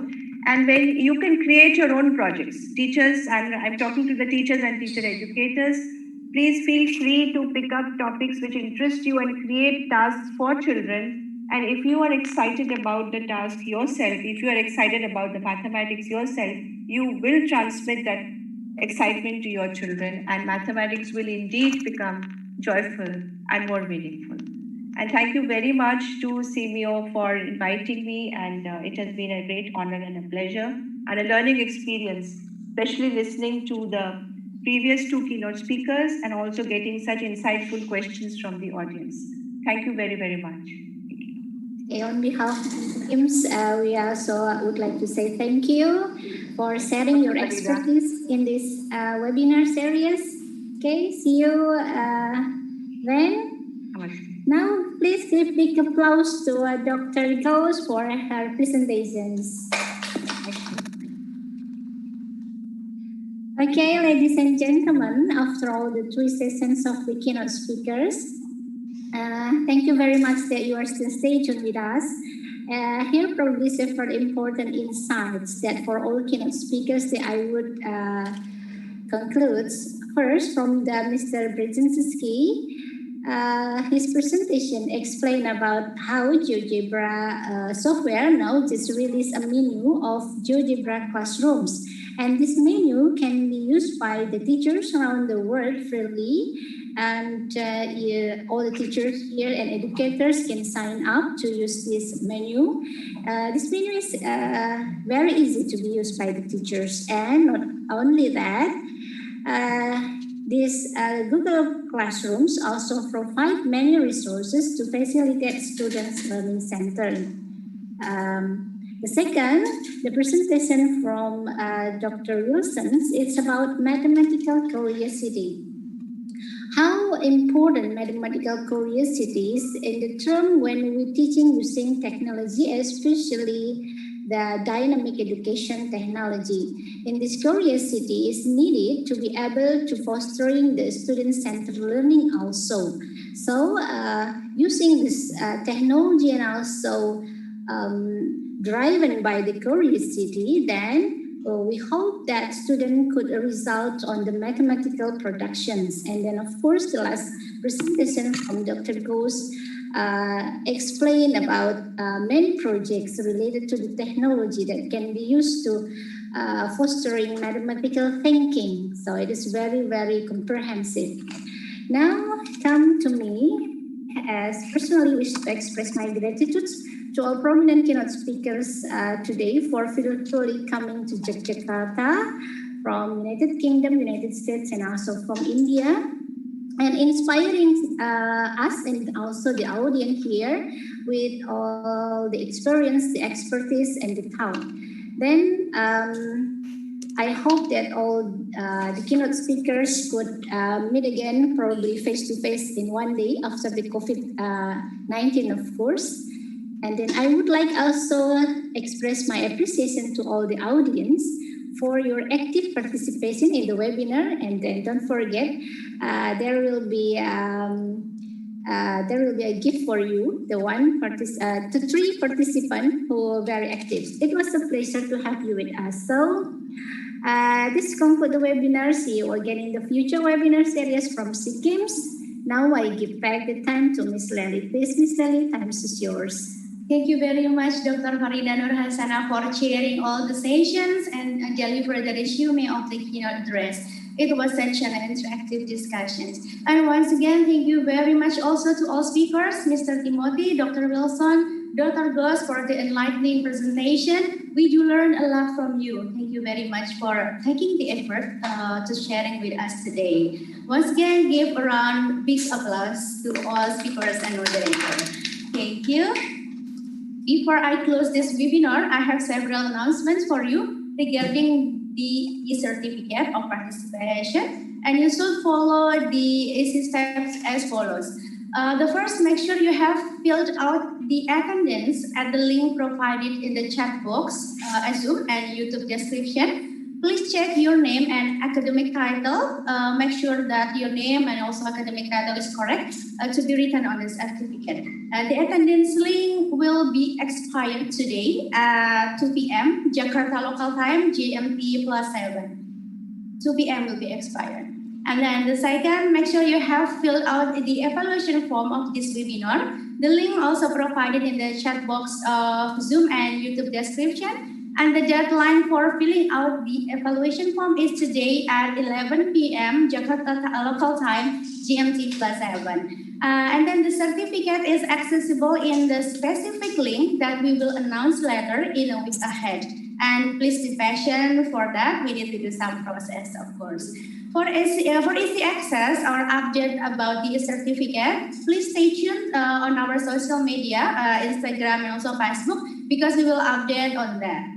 Okay, and once again, don't forget to follow our social media or our Instagram at SEAQiM and Math, Facebook page, SEAQiM and Mathematics, or maybe you need another assistance or even you want to collaborate with us, reach us on official WhatsApp or line, and also through our email. Okay.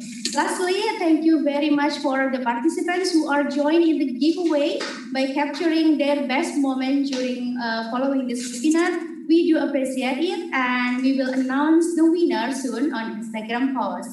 Well, ladies and gentlemen, we have come to the end of this international webinar series entitled Lesson Learned from the Pandemic, What We Can Do with Technology to Make Mathematics Learning More Meaningful and Joyful. Let's hope that the condition gets better soon, thus we can gather here in Yogyakarta face-to-face for the upcoming program of SEAQiM. Trust me, for being here, you will not only learn a lot, but also experience the beauty and hospitality of Yogyakarta, Indonesia. On behalf of CMU Regional Center for Kitab in Mathematics, I will say thank you, terima kasih, salamat, kapunka for joining this webinar series, and see you on the next webinar. Have a good day. Wassalamualaikum warahmatullahi wabarakatuh.